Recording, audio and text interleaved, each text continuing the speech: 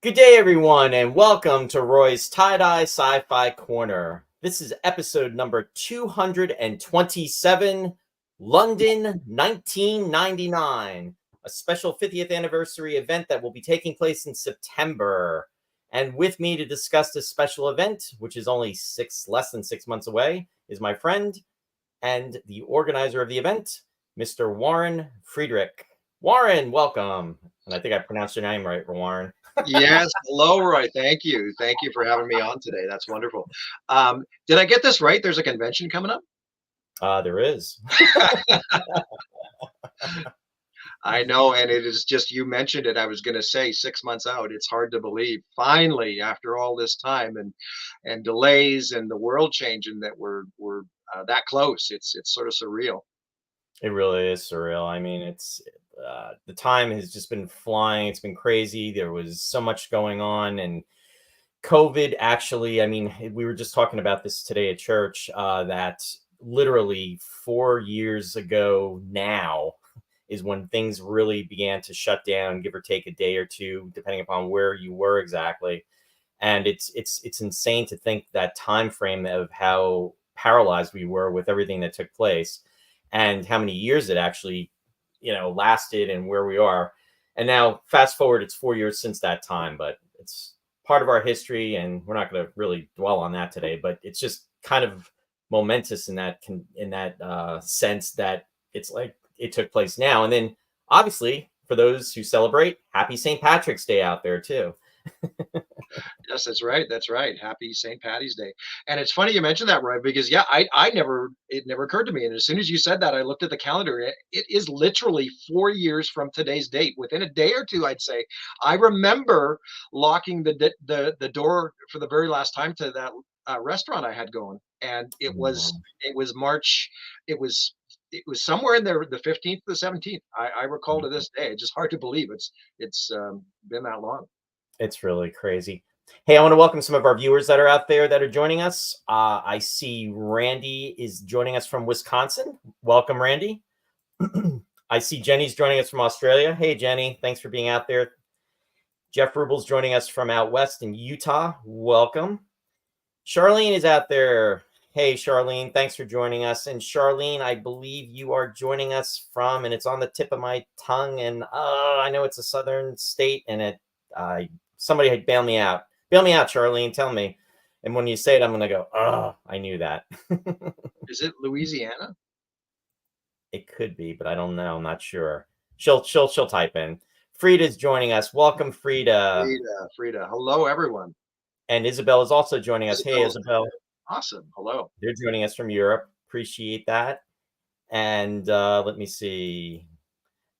Isabel's saying, I guess Frida's celebrating. Yep. This is true. And because she's joining us from Ireland, isn't she, Frida? I think so. And Dennis Chevalier is joining us from Canada. Welcome, Dennis. Sherry's listening downstairs. Hey, hon, thanks for joining. Hi, Sherry. And let me see. Nancy's joining us from Canada. Oh, and Charlene is saying from Bama. She's in Bama? Oh, boy, she's a world traveler. And Mark Craig is joining us, and he's joining us from Liverpool in the UK. Welcome, Mark. Good to see you out there. That's awesome. Mark, we're going to come north after the event, up to those regions. I want to go to Abbey Road and things like that during that Port Marion run. So we'll maybe take you up on some touristy type stuff that you can maybe help with. There you go. Hey, Dallas, thanks for joining too. Good to see you, Dallas. Thank you, everyone, for joining in. Yeah, we're well represented. Great to see everybody. Hope everybody's doing well. I want to say thank you to the folks that are joining us, whether you are in Europe, because I know you are about 4 hours ahead of us right now. And in regards to Australia with Jenny, I know she's about either between 14 and 16 hours ahead. So it is actually tomorrow there right now. So thank you to all for being out there. Alabama, yes. Thank you, Alabama. Right. Yeah. I knew that. Alan Bailey is joining us. Hey, Alan. Alan is also joining us from Staffordshire, UK. Welcome. Appreciate you being out there.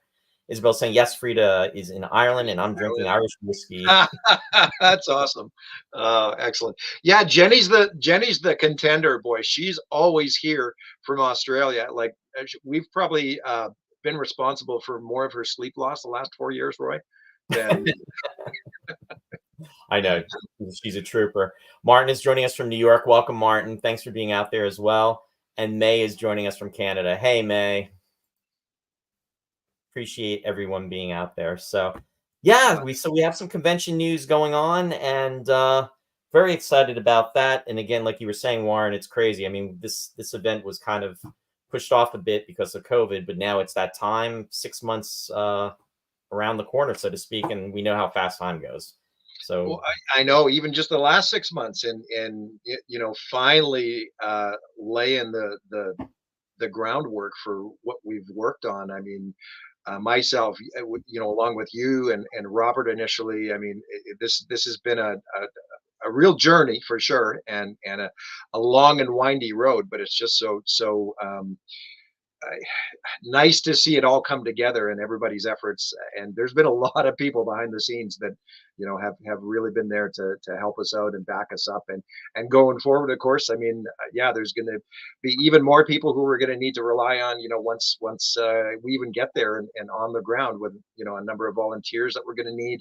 We'll be likely even just trying to put the word out there and coordinating various aspects in the next few months. And if anybody's looking to help out or maybe get an insight on a little different point of view from the behind the scenes of event planning, I mean, certainly reach out to us.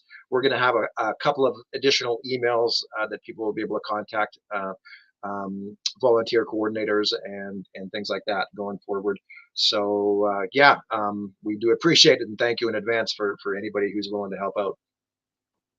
very cool. No, it's good to have that information, and we'll definitely get that information disseminated, especially as more time starts to flow by, and that way we're ready for the big event. I just want to say that Suzanne Heimer is actually, she just messaged me and she's saying hi to everybody. She's out there joining us as well too. So hi to Suzanne. Thanks for being out there, Suzanne. Much Hello, appreciated. hello. And Suzanne has actually been very, very like a huge help behind the scenes. As you know, Roy, she's really reached out. She's got a lot of contacts and connections, and she's gone above and beyond with making some arrangements for us between different celebrities and personalities and things that we haven't even announced yet. Some very exciting things. So thank you, Suzanne. Yeah, no, Suzanne always, I mean, she was instrumental, especially with the last convention and helping and everything. So it's great that she's a part of this because she's very, very helpful and just a really great person as well. Chris is out there. I want to say hi to Chris. He's saying Olaf from sunny California. Hey, Chris, how's it going? Thanks for joining us today. And hello, Chris. Chris has been really helping us get the word out there too. So thank you, Chris, for all the shares on social media and things like that as well. What kind of weather do you have out there, Chris? I'm sure it's nice and warm. We're actually here in New Jersey. It actually was close to 50 today, so we're warming up and getting closer to spring. How's Canada as far as everything, Warren? Is it pretty? Is it? It's pretty nice here. We had a really good season overall in Western Canada, and then for some strange reason, we got a torrential downpour of snow just like 2-3 weeks back. So we were all buried literally, and but now that's basically gone. The weather's good. It's bright and sunny, so we're all feeling those spring vibes. Yeah, that's wonderful. I mean, I think it's time. I'm hoping we escape any snowstorms or potential snowstorms for at least for the rest of this season. I mean, spring is right around the corner here. Uh, Martin said that he still is in the process of booking his flights and getting his trips. So he just commented on that before. Chris says that he can't wait to see everybody. And he said that he's also having a beautiful pre-spring day there as well. And also welcome. Yes, yes. Well, and it's hard to believe, Roy. So even you recall, even just a year ago, it was so. I guess basically 11 months ago when we finally all met up in Calgary there, and I was, Western Canada with the seasons, it can be tricky. But we were, a lot of us were saying, is are we going to have like cold weather? But it actually turned out to be like one of the best weekends. that we all got together there in Calgary to do all those fun day trips to the Banff and the Rockies and things like that. It was awesome. Yeah, no, it all worked out very, very well in regards to that. I have to say that this is the first time I ever got altitude sickness, though. I Yes. did not know what the heck hit me, and then I was like, "Uh-oh, I wonder if it's altitude sickness," and sure enough, it was. That was a fun and interesting trip with David and Renee that we took that one day. Well, yeah, Renee was a sweetheart, and she actually, got when we went to the drugstore and everything. So, and she knew what was going on with that, so that was Yeah, good. yeah. I want to say hi to Christian. Christian is joining us from Canada. Christian, welcome. Great to see you out there. Nick McCarty's also joining us. Nick, welcome. Always good to see all you folks out there. So thanks for being out there today. Let me see here. Isabel saying, "Don't rub it in rainy in England where we are." Oh, sorry to hear that.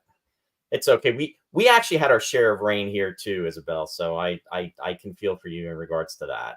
Definitely know where you're coming from.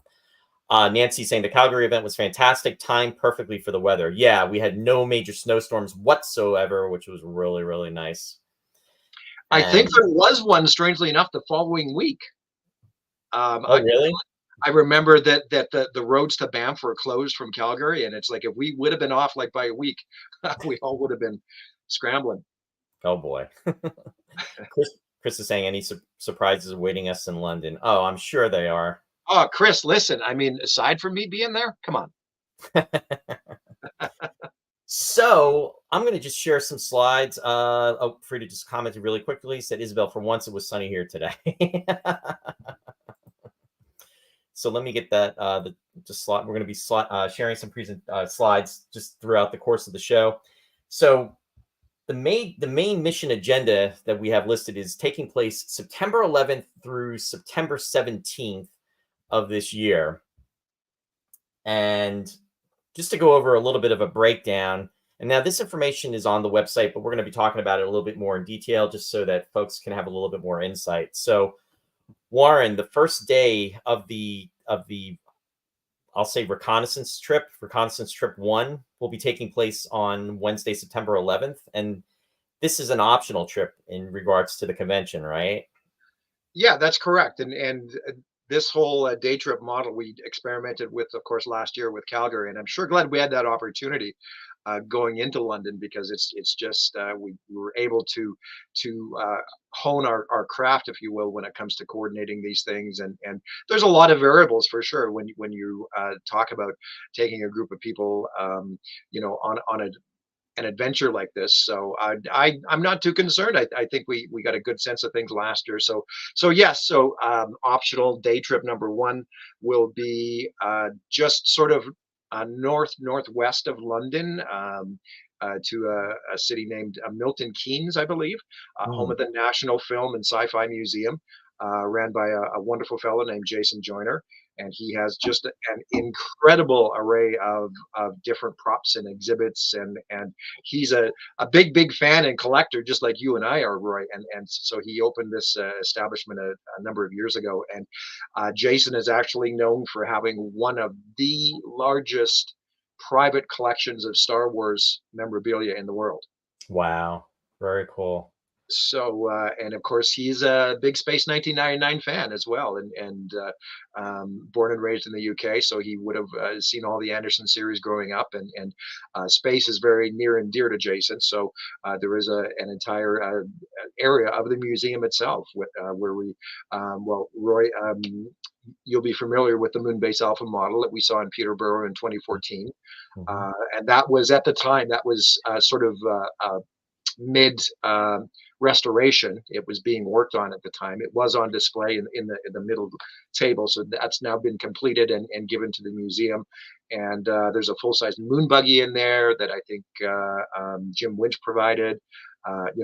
Number of other replicas and costumes, I believe a spacesuit and things like that. So that'll be just a fun little thing. And of course, along the way, we're not sure how we're getting there yet. Probably we're going to have to look at renting a bus. But along the way, I looked at the map, and we'll have to stop along the way for a big photo op because we actually pass through Luton to get to Milton Keynes. Yes, in fact, just to comment, Isabel just said Milton Keynes is just Yeah, north of Yukon. Yeah. So, yeah, Isabel, I thought of that, that along the way, we'll all have to get out for a big photo op by the Luton sign. And of course, we'll, that'll be a lot of fun. Isabel also said there's so much to see at the museum. Nancy is commenting, I'm looking forward to the excursions just as much as the event itself. And Chris is saying, does he have 1999 memorabilia, which we know that he Oh, yeah, does.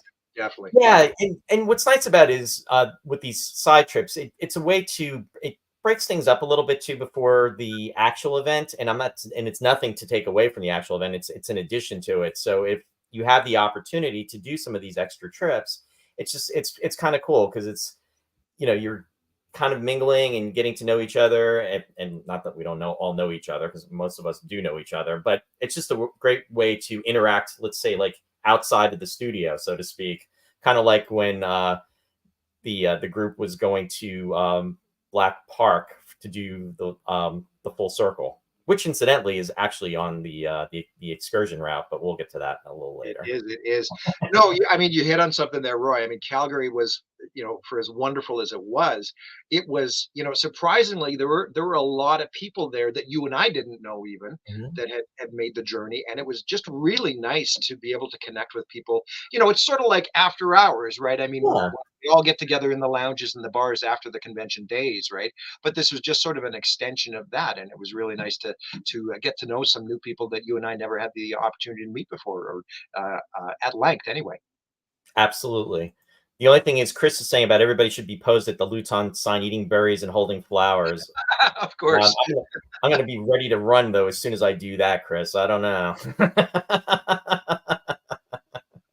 Isabel is saying not on on the motorway.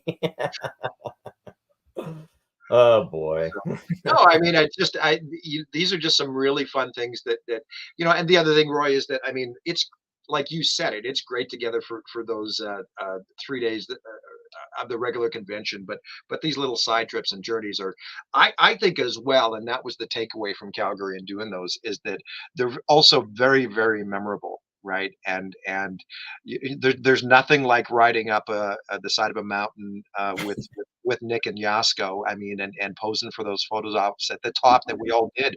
It was remarkable, and it's just the memories it creates on these side trips. I think that's going to be very special for everybody as well. Yeah, absolutely. It'll definitely be a fun time. So that's the first reconnaissance trip. For the second one, it's a visit to the Greater London area and visiting of, I guess, different sites. Now that's the London Eye, I take it, which I did not get to experience back in 14. Did you get to go there to see that? I didn't, and it's funny you mentioned that because I just saw something on social media this week, and again, Isabel and Dallas might be able to help out here. But I just saw something that it's moving. It was leased to the city of London for a particular number of years, and now that lease is run out, so it's moving elsewhere. I think. I'm not Interesting. sure entirely, but yeah, I think I'm pretty sure Bob Wood went up it, and it was yeah, apparently quite remarkable. So yeah, that's just one of the many things, of course, on that day. So that's going to be the Thursday. I just was trying to come up with something that's maybe a little closer to where we're going to be. Thursday is going to be a very big day behind the scenes with setup, Mhm. and getting into that event space for the first time. So I'm going to be pretty much unavailable, and anybody else, the vendors and dealers and things like that, are all going to be busy. So we thought of this just sort of a smaller trip for anybody there that's still going to be fun and different and exciting for them to take part in, and some of our friends from the UK and the London area. I mean, there again, I mean, if there's any if you have any thoughts or ideas on where we could go with a group of people, or things that they could take in that are relatively inexpensive and easy to coordinate, a larger group, say of, I don't know, 15 to 20 people. I mean, certainly let us know. We'd appreciate your help with that as well. No, it definitely sounds good. Jenny's saying that she said that she heard that that was a hoax. The London Eye is staying there. Okay. And Nancy said that she thought she saw photos of it being dismantled, though, And for the that's what move. I saw, though. I saw pictures of them actually taking it down. So strange, huh? And Chris said he wants to go to the Eye of Triton. Of course. Let's see. Isabel saying the London Eye isn't moving. It was a Really? spook. So there you go. Do your fact checking on social media, everyone. Yeah. So okay. So it's Right. not moving. So that's something to look forward to. Everybody can maybe that's one of the stops on that Thursday that everybody could make. And then, of course, there's Big Ben, right? Sure. Yeah. Yeah. No, definitely, definitely. Just so many things. I mean, Roy, remember when you and I went over with Patty and Heather? We went to that the huge museum, and they had that big Egyptian um, Yes, that's exhibit on right. at the time. Yeah, I yeah. actually still have. It's funny. I still have the bag of that because when we went through that, and I kept everything together, and it's actually in the container, and it's like well preserved. It's great. I still can't believe that that is coming up on 10 years ago already. That just blows my mind that that was September 14. I mean, when I think about everything that's taken place in the last 10 years, Warren, it's just it's just mind blowing. But the time is marched on, as they say. And then for the main event, or as I've listed is main mission, this is going to be taking place appropriately Friday, September 13th through Sunday, September 15th. And this is going to be the main convention event. And this will be taking place at the Radisson Hotel in Conference Center, which is right at London Heathrow Airport, right? Yeah, 100%. That was one thing that we very early on we wanted to try and have this at a major international hub just to make it easy for international people to fly in and basically land in a 10-minute shuttle ride and you're there, right? So because we were trying to open this up, an attendance perspective, and there are a lot of people that don't like to make a big journey like that via plane and then have to turn around and hop in a car or take a train for a couple hours. So we were just trying to prevent that and like I said, make it a little more convenient for people to just make that one leg of the journey and land and you're there. So it's a beautiful facility that we've chosen. Rosie years ago flew over there and scouted a couple places for us along with Robert Ferrugia. And we've stuck with this one hotel. They've actually just recently gone through a big renovation since Rosie was there, in fact. And yeah, it's on our website. Actually, there's a link to a virtual tour, so you can go in and explore and have a look around. It is a beautiful, beautiful facility, and our event spaces are they're actually they're very very gorgeous and they're going to suit our needs just fine. And then of course we can reconfigure some of the rooms for different events and purposes, whether we're if we're going to have a dance or a banquet in the evening and things like that. And so yeah, it's really nice. And of course yeah, it's just the convenience of everything being right there, and then easy enough to even on that Thursday to get into London. And I know that was a new experience for me when we were there 10 years ago, that whole idea of taking the train, Roy. But it's just you know, after the first day, we were so used to it. It was like second nature. And of course, for everybody over there, certainly is. But yeah, so yeah, No, right it's at the wonderful. I have to say the train system is a wonderful means of oh yeah. transportation, and Mhm. I could very easily get accustomed to that and used to that. Out here, unfortunately, where we're at, it's very remote. They're actually literally across the street on our property, so separating. Well, if you go beyond the train tracks, which is like I said, literally out, it's on the other side of the main drive. There are train tracks, and that will go from this area into the main town, which is in Phillipsburg, New Jersey. But it's very rarely used unless there's some type of special event, which they'll do for like the holidays. They'll have a train coming by through for Christmas, and then also for Easter. I'm sure they're going to be preparing for that in the next coming weeks. But the fact that the train system is utilized to the capacity it is really reminded me of New York City or even parts of Philadelphia. So it's really integral. I mean, after getting off on the flight, I think there were two different trains that I needed to take in order to get to Peterborough, and it was about an hour, at least an hour or Mhm. two, as far Yeah, as the train ride. But yeah, yeah. just to let everybody know, I do have posted on the sites, or actually in the presentation that we're showcasing, the web address. If you have not been to the website for the convention, it is www.space199950years.com. I actually put it into the comments section as well too, so you can just click on the link. I'm sure most of the people out there have seen it, but that way you have easier access for it and you can be reminded about it. Mhm. 100%. If it's okay, Roy, let's talk a little more specifically about that Friday and how Sure. it's maybe even going to be designed and set up a little differently.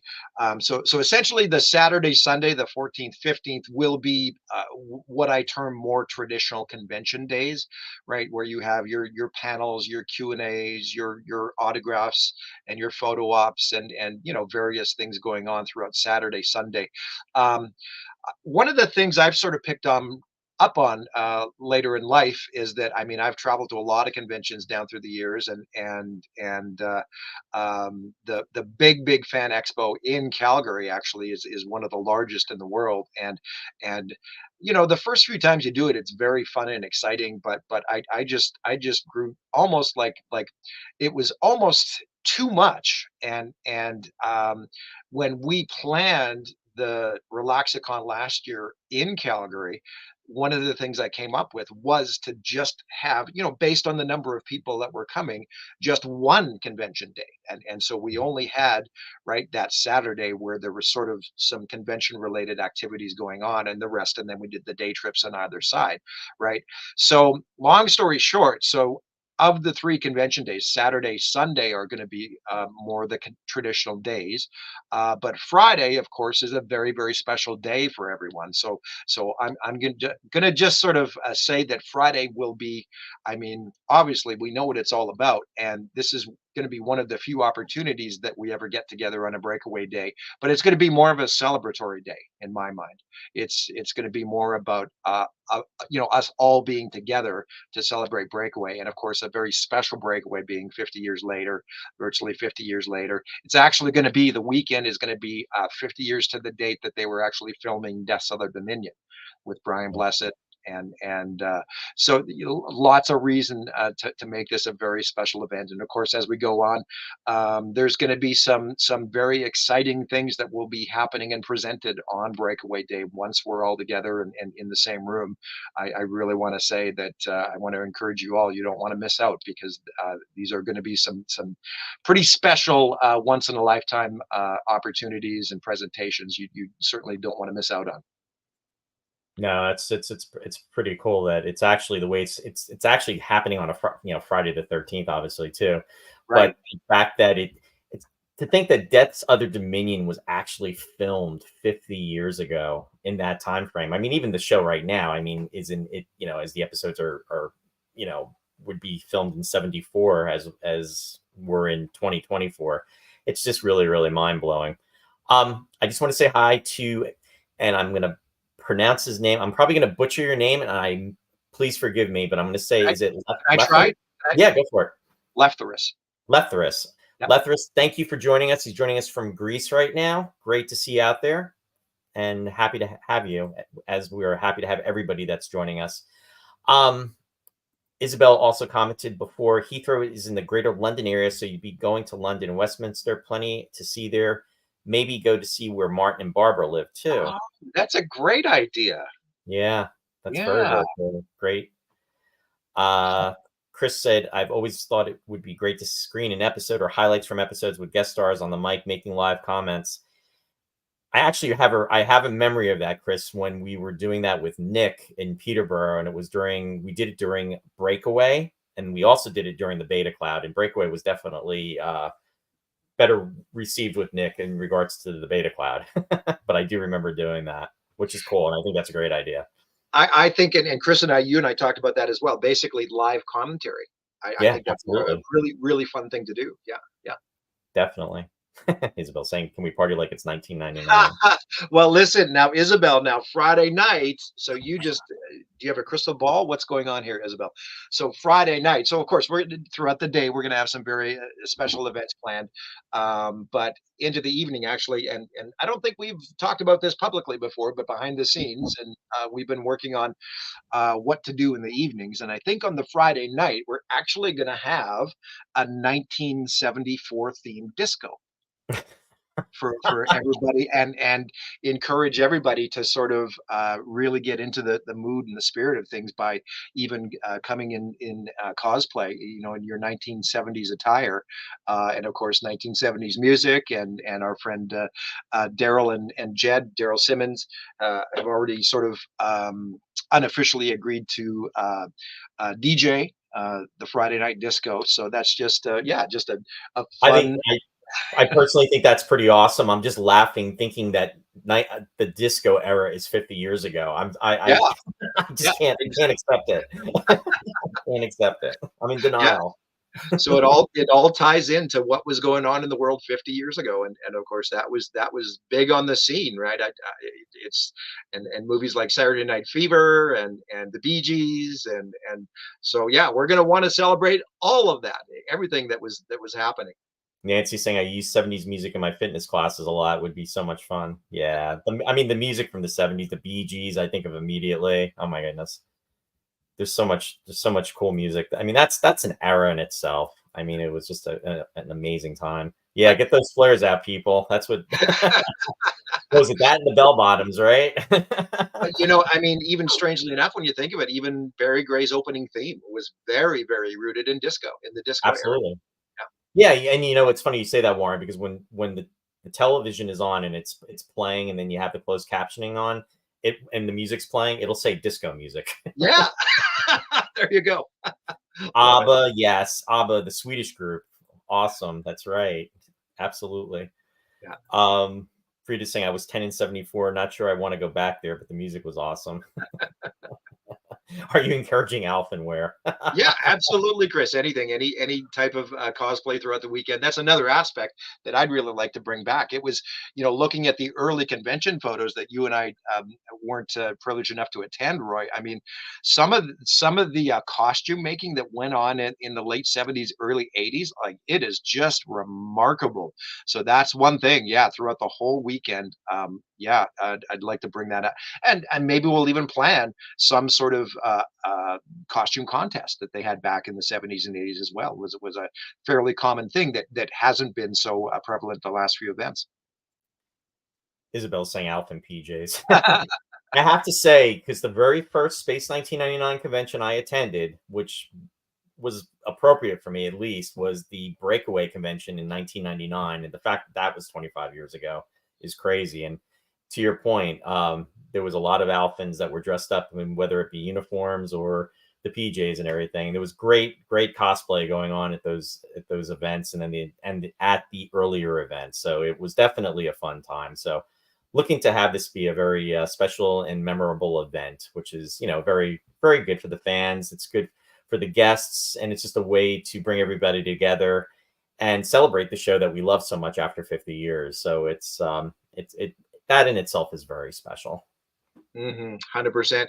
And leading into this, of course, we didn't even really talk that, throughout the pandemic with our delays. I mean, we did a lot of really special things, even with those two virtual events, Roy.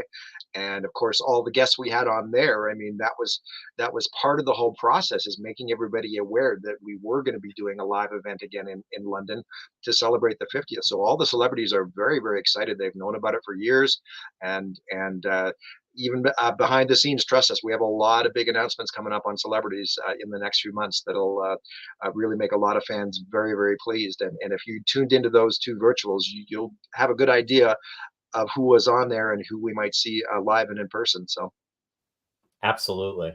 Oh, and just some of the comments that have been coming through, just in regards to different folks that to possibly approach.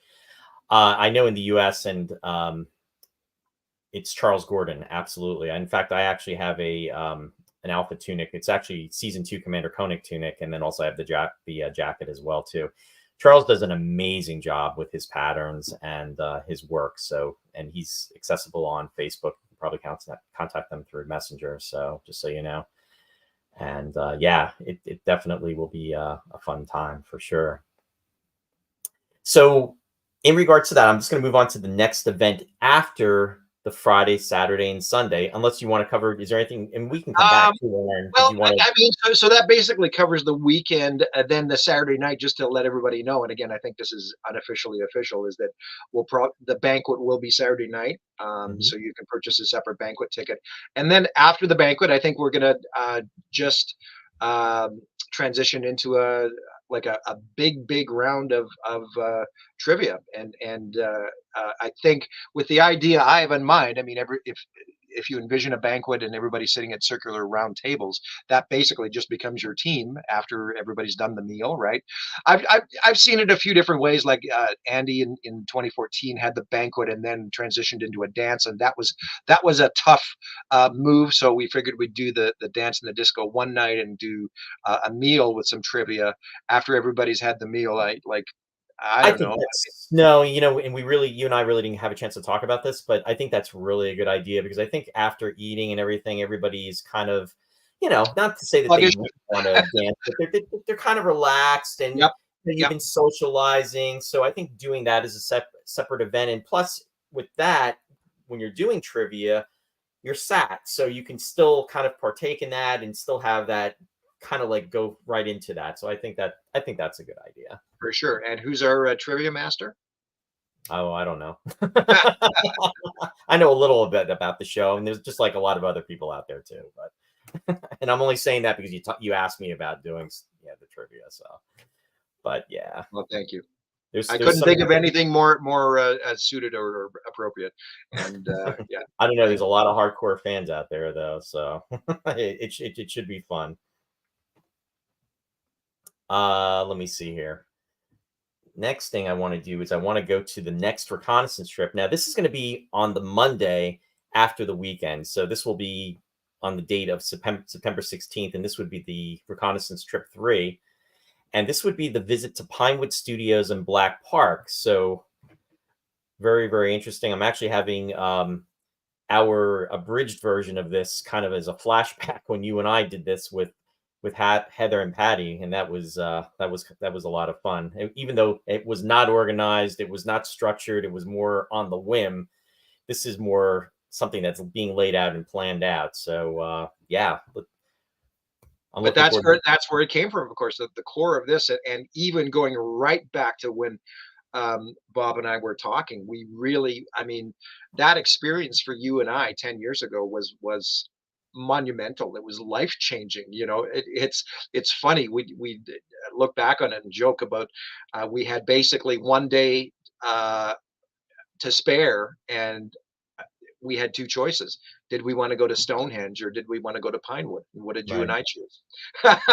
so Yeah. so Pinewood won over Stonehenge, and yeah, I mean to this day, I mean just those memories and those moments, although it was quick and fleeting, I mean that was one thing that very early on I wanted to extend to the fans, is to actually go and see where all the magic happened. And of course, as far as Pinewood, I mean, I don't want to get everybody's hopes up too greatly on that front, right? Because they are a professional working studio, and as Right. far as access, it could be very limited. But I mean, even just the quick glance we had, hopping out of the taxi cab, right, and to grab a few photos.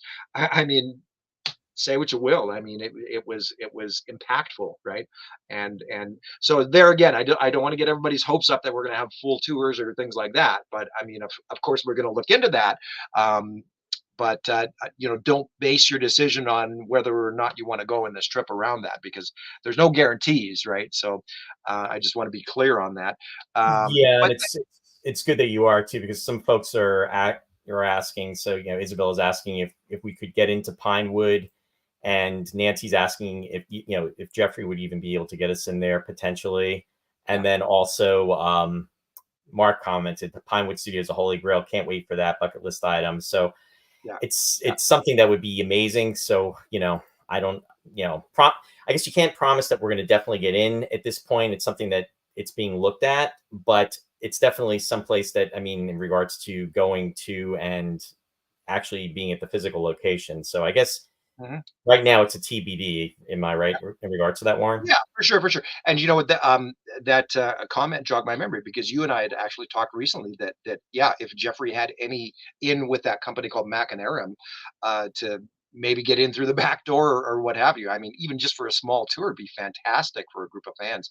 You know, and even if we had to, you know, if we only had a certain spots available, we'll hold a lottery of some kind to make it fair for everybody. I mean, I don't want anybody to get preferential treatment. I mean, it should be fair, and yeah. But I mean, ultimately, on the backside of that, having said that, we'll certainly try our best. Oh, and the other person I've spoken to about possibly getting in for a small tour is Jamie Anderson. So he's Okay.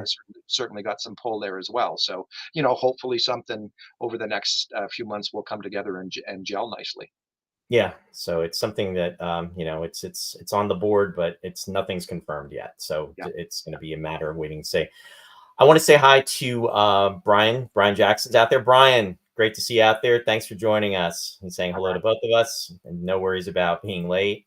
And we appreciate that you're out there.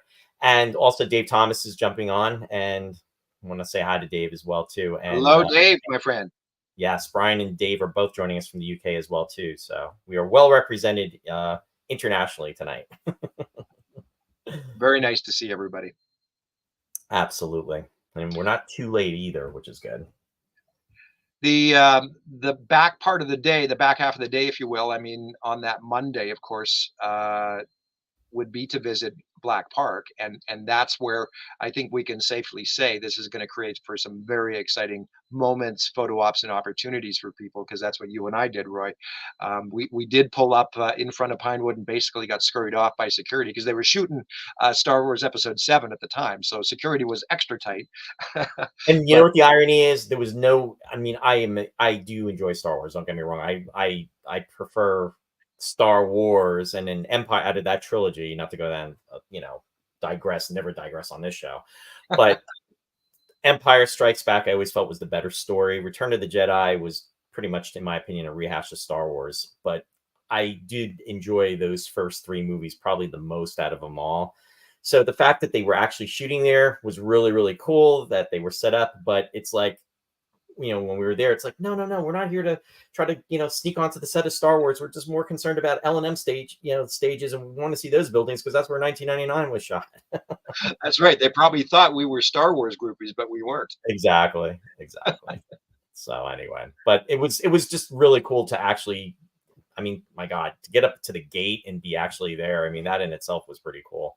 It's almost like being outside the gates of Paramount Studios in Yes, California. exactly. Same Yep. thing. Hmm. Hmm. But Exactly. Great analogy. So then what did we do? And after that is Roy and I and my sister Heather and Patty, we went next door, literally next door to the Pinewood lot is a very, very famous park called Black Park, of course. mhm. And that exterior location has served for many, many motion pictures and television series for the better part of 50 years, I'd say, if not longer. And the names, I mean, from James Bond, Harry Potter, The uh, Hammer films, the the Hammer films back in the 50s. Dracula. Yep, yep. So it really, really cool to visit, and this is open to the public. So this is where, I mean, yeah, if we sort of come up short with Pinewood, we'll have lots to do just even in and around Black Park and Roy. I mean, just tell everybody what it was like when we, um, what did we do first? Yeah, we did the bikes first, right? So we got there. Well, what we did was, yeah, exactly. We got into the park, and then we were the four of us were walking and everything. And then what we did was we decided that we were going to rent bikes, and it was going to be quite a maybe not that far, but it was probably maybe at least a mile, mile and a half. I mean, to get to the edge of the park, which ironically enough borderlines with the Pinewood Studios. It's on the other end. So what happened was you and I rented the bikes, and then what we did was we pretty much trekked on down. And I actually have videotape footage of that too. And I was taking pictures along the way. But it was so cool because when you're going through there, one of the things that it reminded me of is just all, like you were saying just a moment ago, about all the films that have taken place. I mean, you think about those scenes where, specifically in 1999, where they're driving the moon buggy through, and then you have I think in the morning where the sun is rising and it's coming through the trees and everything, and it's just that aura that's going around. And then I was thinking about all the James Bond movies that were filmed there as well too, because I'm a huge earlier James Bond fan from the Connery era as well as Roger Moore.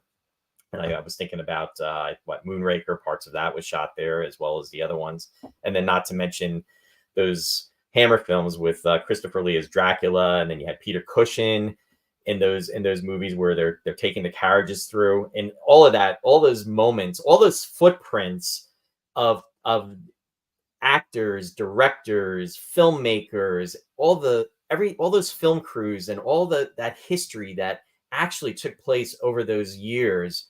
It was kind of just like going through my mind. It's like, wow, it's like, you could almost feel like, not, I don't want to say this the ghost, but you can almost feel the spirits in a way of the past just resonating there, because so much took place. And then once we got through that, we got to the gate and we were literally able to see the back studios, the backstage sound stages, and That that was is, our goal. Just to give yeah, everybody the context, we couldn't get in through the front gate, so our idea was to we wanted to see L&M.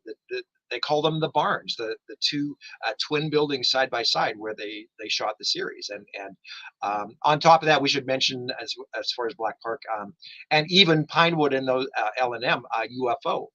A yes, number of yes, UFO, absolutely. My goodness, that's right. Yep. were shot in around there. So that was the motivation to hop on the bikes to get to the back gate and Yeah. basically peer through a chain link fence and take some photos of L&M stages, which yeah, it was, and I'd love to see that video footage sometime, right?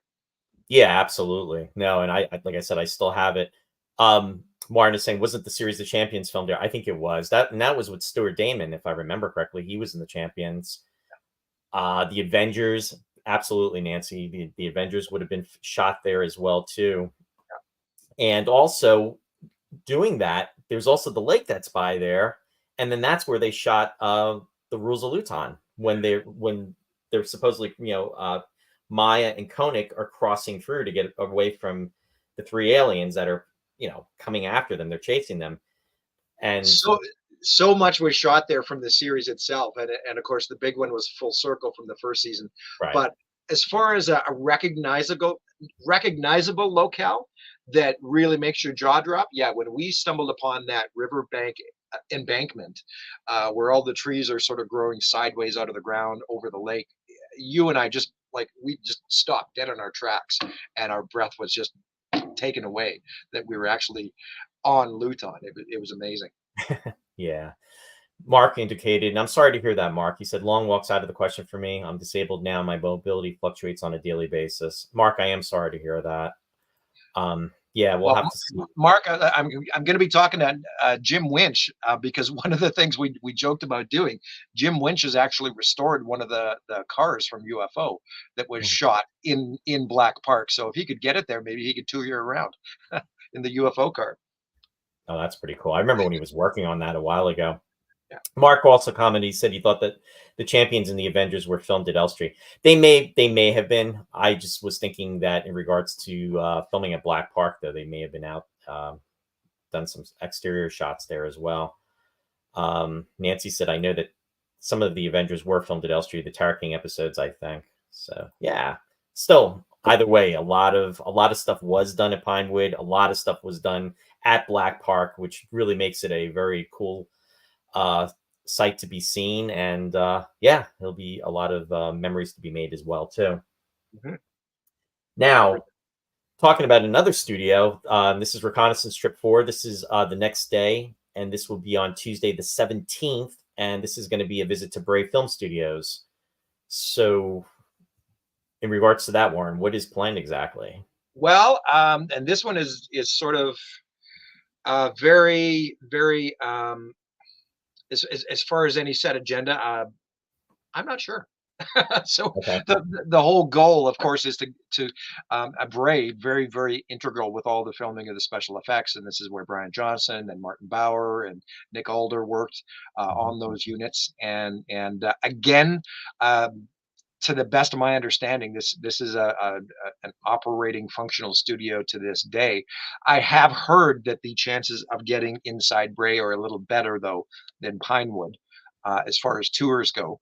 So, and of course, that would be the hope, to actually have a little tour inside, and this would just be remarkable from that perspective alone. I mean, I know you and I both know. I mean, the special effects were such a powerhouse for the time, and so integral again to the look of the series, right? And everybody remembers them, and everybody loves the effects units to this day, and that tangentially links to the popularity of the model making and the Eagles and all of those aspects today. I mean, and all of that can be traced right back to Bray, where it all started, the magic.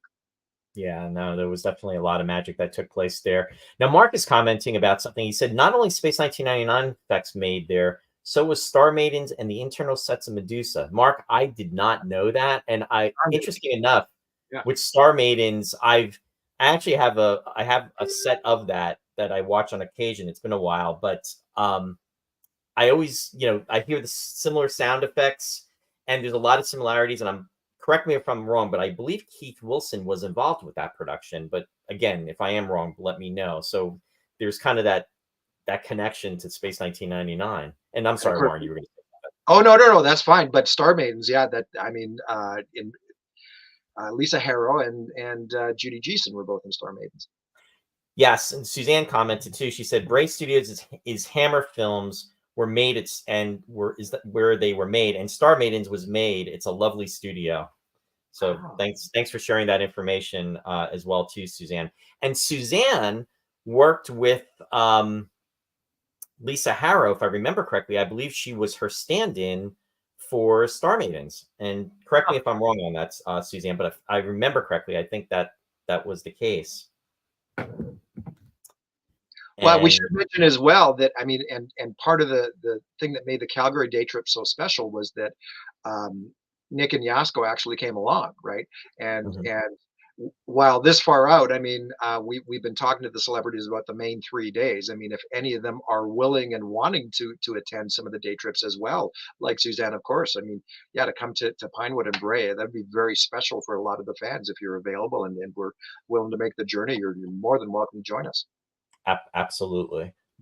Jenny, thank you for joining. She's just said, just arrived at work. Got to go. Got to fund my Yeah, trip. on my Looking forward trip. to it.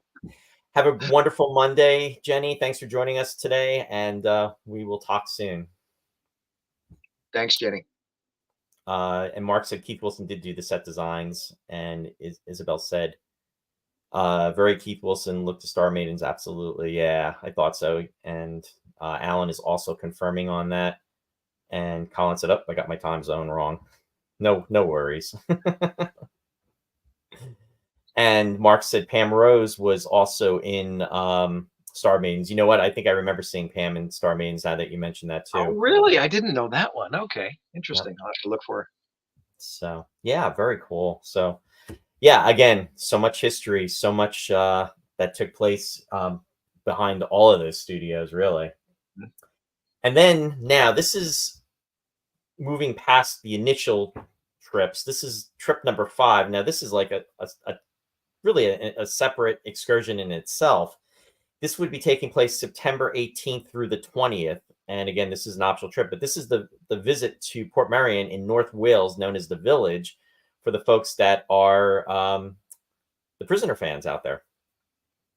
Right, right. And we sort of came up with this as sort of it's literally an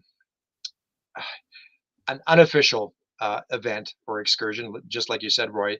For anybody that would want to travel up north, it's a little further away, of course, and a day just wouldn't cut it. So um, I think for anybody traveling internationally, they're going to want to see and do some different things anyway, and to take a trip to someplace like Port Marion where they shot The Prisoner. I mean, where do you begin? I mean, it's one of the all-time science fiction classics that ITC put out, and of course, there's even lots of connections between The Prisoner and UFO in space. In my mind, there's some links there with sound effects again, with different set pieces, and the village itself is just it's an architectural wonder. It really is. I think the history of it, it was actually commissioned by a famous, I think they were Italian, an architect who Mhm. basically in the middle of the UK designed and built this entire town around famous architecture, and it's so iconic, right? And to be there, just like in Black Park, I think is going to be very special. There might be a smaller group that would actually make the journey with us, but and of course in this case because we're staying overnight, I mean. Accommodations are going to be up to anybody who wants to come along to sort of book and schedule on their own. That's all. Right. Yeah, it's totally separate. But yeah, in regards to a bucket list item, that's definitely a bucket list item, and it's just an amazing. I mean, just watching it in the series is just is fantastic. Brian is saying, my second home. I wish it's so beautiful. Spent 5 days there for my 60th, and you will all love it. It's Oh magical. wow, wow, that's awesome, Brian. And Colin is saying it's the town is good. Port Magnan, I'm mispronouncing it. Port Mad Dog town near it is good too, he said.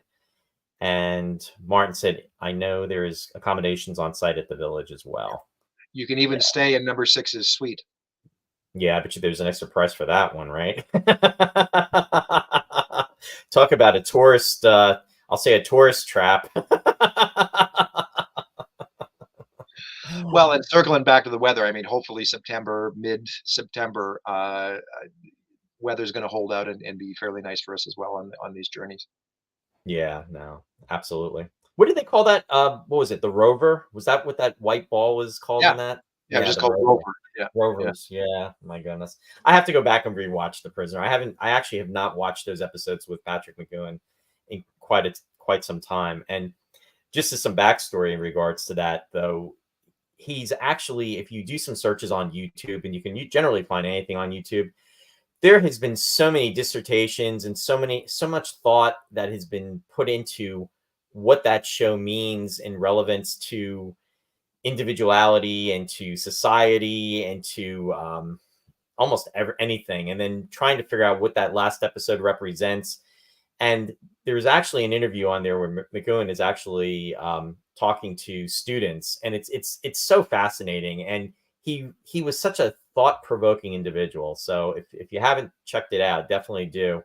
And yeah, exactly, Isabel. Leo McKern. There's a Space 1990. There's so many Space 1999 connections with it, as Warren was saying. But Leo McKern was number two, and of course, in the Infernal Machine, the companion. I think Susan Jameson was in an episode. No, um, who am I thinking of? Well, in fact, Baylor was in Oh, that yeah, episode. yeah, yeah. Of course, Peter Bowles. Peter He was in it. Bowles was in an Yeah. episode. The actress I'm thinking of, she was Michael Billington from Billington. UFO Yes. was in there. Wanda Ventum was in a Prisoner episode. Oh, You're okay. right. Yeah, Yeah. yeah. Benedict Such a Cumberbatch's mom. Yeah. So yeah, that's just a way that we came up with to sort of wrap out the week's events and activities, and just something again that's going to hopefully create a few lasting memories for everybody. And again, photo ops. I mean, to go to the village together and spend a couple nights. yeah. Yeah. Now Nancy's asking, so would we be staying 2 nights at Port Marion, 18th and 19th? Is that what the plan would I be? I think so, yeah, and from there, I mean, like there's already been talk from a few people that it's relatively close, well, in North American terms, to a few different places up there, and even like Abbey Road Studios and Mm, Liverpool and places like that. So we could take a day trip from Port Marion to Liverpool, say for example, gotcha. Now and Nick just commented. He said, "I've been to Port Marion a couple of times. Amazing place. Number six house was a gift shop then. Brilliant." And let me see. Martin said not only was The Prisoner filmed there, but also episodes of Secret Agent Man were filmed there as well too. I think you're right, Martin. I think that's where McGowan got the idea to film there because he liked it so much shooting a couple of Secret Agent Man episodes. Gotcha. Nancy said Rover was so freaky to me, especially the sound effects. And Colin, just thank you for sharing, Colin. He sent some information about the Prisoner fan club in the chat Oh, section. thanks. So thanks Thanks. for sharing that. So very cool. Yeah, so a lot of stuff in regards to on the agenda there. Yeah, well, that's basically our week. week and a couple of days, start to finish. Oh, And and Brian just said, "I will take you all around Liverpool, my home city, if you all come." Oh, yeah, thanks, Brian. that's That's awesome. couldn't remember who I was speaking to earlier on that, but yeah, Brian, if you're available, that would be wonderful. Very cool. Very nice of you. Oh, So, sure. yeah, so that's a good, that's kind of a good, let's say a high level view with a little extra detailing of what's to come then in regards to the events. Mhm. Yeah, 100%. We hope as many people can join us for these festivities as possible. I think it's going to be a really special week. Very cool. Now, one of the things you wanted to do today was you wanted to make an announcement in regards to a guest that's going to be joining the convention. So then what we can do is after we do that, we can then give a listing of the people that are already going to be there, or I mean Yeah, that have been announced, confirmed announced, I should say. There's other folks that are confirmed. Announcements have not been made as of yet, but so in regards to that, I'm gonna post a slide for sure. and And this maybe will tie even into one of the day trips. And of course, if Brian Johnson wanted to come along on that Tuesday back to Bray, I mean, how special would that be for everybody in attendance? So very happy to announce that Brian's going to be available that weekend. As far as the 3 convention days, um, he's going to be somewhat limited on time, but he has basically fully committed to the Saturday for sure on the 14th, and we're going to see if we can get him there on the Friday for a little bit as well. Of course, for those breakaway day celebrations, I think that would be amazing as well. And then, of course, yeah, if there's any way he would be able to join us on the Tuesday, the following Tuesday, that would really be very amazing and special for everybody involved. So, welcome, Brian. Thank you for everything you've done down through the years, and we were fortunate enough to meet you back in 14 in Peterborough.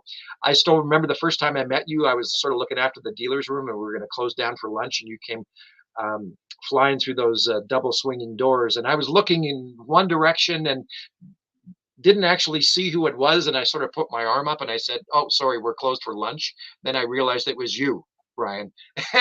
Of course, I went, "No, please come on in, and you're more than welcome to have a look around." So yeah, he's such a nice man, Roy. You can attest to this. He is just so humble.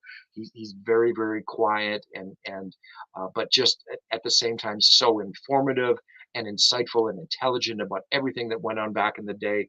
I mean, he was responsible for so many things and worked on so many projects from 2001 to space to Alien and The Empire Strikes Back, like you'd mentioned, so many of these iconic films that you and I grew up with, and he was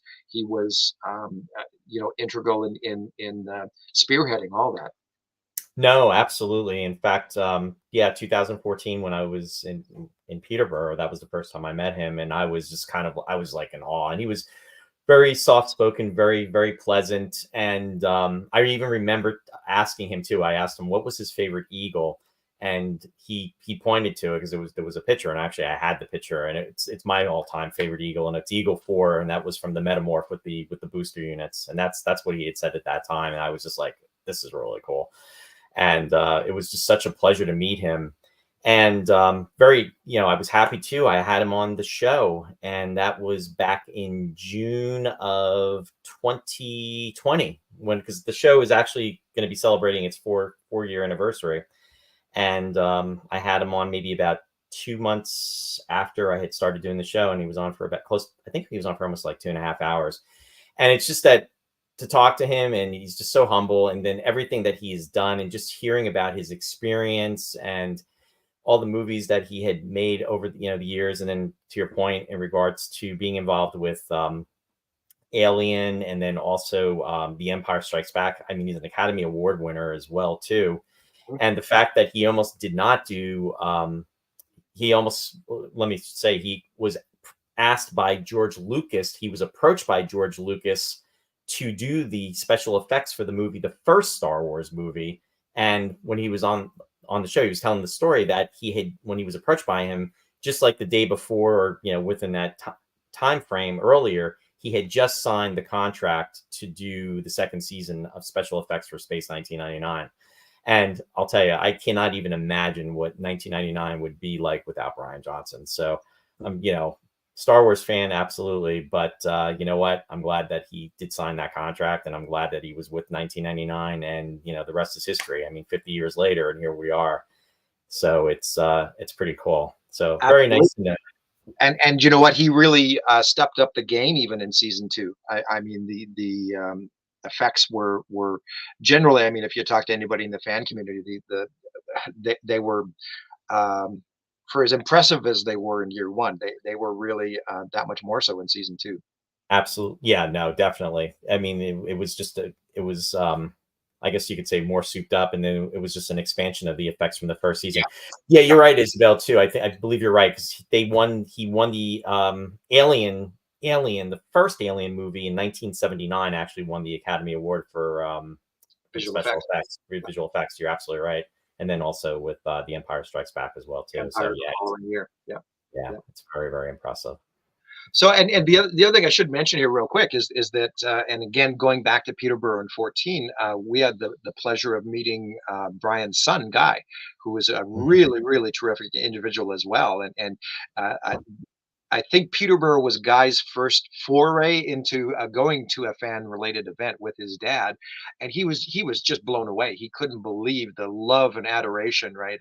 And I remember Guy was wandering through the dealer's room, and I even handed him a comic, and he couldn't comprehend that we were all getting together to celebrate and honor these individuals, especially so far out, right? I mean, he was I don't know how old Guy would be, but I mean, he certainly probably wasn't around in the 70s. He's probably 20 years younger than you and I are, right? So, but Yeah, I'm feeling kind of old, Warren. I know. But no, listen, and just so everybody knows, we've sort of been encouraging everybody the entire time as well. If they want to bring any of their family members, they're more than welcome. And I know what we've talked to Brian about Guy being invited. We've talked to Suzanne about Justin being invited, and Yasko and her daughter Mickey lives right in London. So that's one of the other aspects that we're going to do. That's I don't really been I think been focused on before is sort of that idea of the family members' involvement or their memories or recollections. I mean, we're certainly going to try and get as many of the kids together for a panel up on stage, a Q&A of what was it like, working with or being having a famous mom and dad who worked on this series and things like that. No, it's there's a lot of history there, and it would be some interesting insight, but just yeah, something to look forward to, and something that is definitely on the table.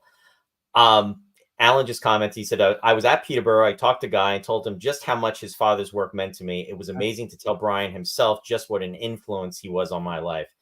Yeah, and you hear that so much, and the influence that is has gone down through the years from different individuals. And what's really interesting too is a lot of the folks don't even realize the impact that they made just by doing what they do, and whether it even be in front of the camera or behind the scenes. And this is a brilliant example of behind the scenes in regards to what Brian did with his work and how it influenced in regards to and I this is terrible. I'm getting really bad with names, but there's a friend.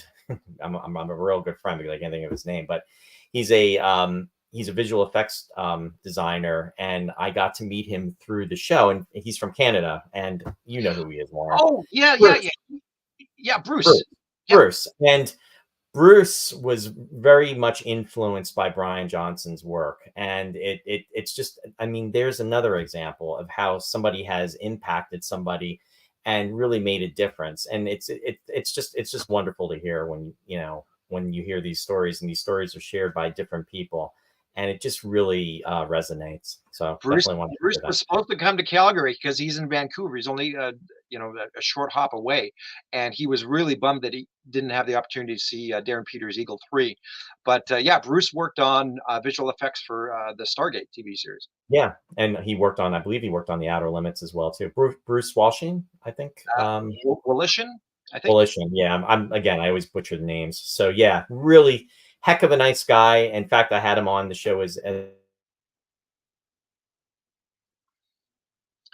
Oh, did I lose you, Roy?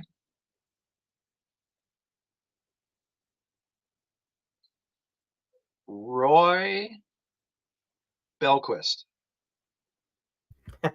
Warren, did you lose me? Hello? I don't know. Did I lose you or you lose me? Yeah, something happened there. Yep, we froze. We're Back. back. We're Sorry back. about that. It's like we were frozen in the mirrors and Seed of Destruction. You are trapped. There is no escape. And you know, this is just as a side joke, and I'm curious now. I'm being a little silly, folks, but I'm going to ask you a question, and you're gonna go, when I ask this question. But who out there ever saw Gilligan's Island and the Harlem Globetrotters? Now, Martin Landau and Barbara Bain are in that. Now, here's the question. Martin Landau is playing this evil character, and his evil character laughs a lot when he's playing that character. And when he does that laugh, it always reminds me of the laugh that he's doing in Seed of Destruction. And I'm just curious if anybody ever picked up on that or caught that. And yeah, I know. I'm just throwing it out there. This is a result of being frozen. So there we go. Just a little silliness, just having a little fun, breaking things up. All things to ponder. Yeah, no, for All sure. things to ponder. Roy is one of those freeze frame shots that we use. Yeah, I know, Charlene. I agree. I was just so happy to see Martin and Barbara in that, but I know it was, I totally agree. No, but again, in pure silliness, I'm just talking about that laugh. Did I saw a post come up? Did somebody say Calgon lives? Yeah, That's hilarious. That's a nice 1970s poll. Calgon lives. But anyway, all right. So much for the silliness. But yeah, so very cool about Brian. Mark just commented. He said, "Don't think Gilligan's Island was ever screened in the UK." Oh boy, you didn't miss anything if you didn't see that movie. Trust me, Mark. I'm with Charlene on that. It was definitely It's kind of like Kiss meets the Phantom. Yeah, yeah. And I have not seen that. Ross was telling me about that. My friend and my co-host, Ross Amico, and yeah, I have to check that out sometime as well. So. But getting back to business, so in regards to guests who are confirmed, who have been announced, I'm going to share the screen on that, Warren, and I'm going to bring that up. Well, actually, you know what? Before I do that, well, yeah, you know what? I'll go with that. We'll go with that. We're going to start with Nick. I'm following your lead, Mr. Tate. Yep. Yes, indeed. Nick is very excited to come on back to London where it all started, and we're very pleased that he's able to join us this September, and hopefully we'll get him out on some of those day trips as well. He was amazing. That's all I can say in regards to the Calgary trips. I mean, he was so gracious in giving of his time to accompany all of us, and we all know Nick. I'd say the chances are pretty good we're going to get him out at least on a couple of these day trips as well. So that's something special to look forward to as well. And yeah, just thrilled that he's so involved and engaged in fandom all these years. Right? He's like the heartbeat of fandom, if you will, on many levels because of his different involvement with not only the show but the association with all things Eagle and everything. It's he sort of transcends all worlds. So happy he's on board for London. Yeah, no, definitely very excited to have Nick. Also, Yasko will be joining us. Roy, I'm going to let you take this one. I mean, I can't say enough wonderful things about Yasko. No, and in regards to Yasko, that it's amazing because what happened was Yasko had never been to a Space 1999 convention, and it all really it was just a matter of timing. What happened was there was something in I think it was on what was it? It was on Twitter, and I saw that Mickey, her daughter, posts a lot, and then on Facebook, I think there was actually something where Yasko had been at a like a signing event that took place in the UK. So anyway, make a long story short, what happened was I thought maybe it would be kind of cool to try to get in contact with Yasko to see if she would be able to attend the convention. It was kind of a long shot, and it was last minute. And what happened was I was actually on my way to Trek Ticonderoga, which is up in Ticonderoga, New York. and this was in August of 19. And I had got in contact with my friend Marianne, and folks may remember her. She had actually written the she wrote the script for the 2017 mystery that we did, the mystery dinner that took place. It was instead of, it was like the banquet dinner. So Marianne tweeted Mickey and let her know that I was, we were doing this convention. And what happened was, if she could potentially let her mom know that, I wanted to get her invited, and if it would be okay to contact her. So what Marianne did was she gave her my number, and then Mickey relayed the information. It was because of Mickey. If Mickey hadn't done that, Yasko would not have been there.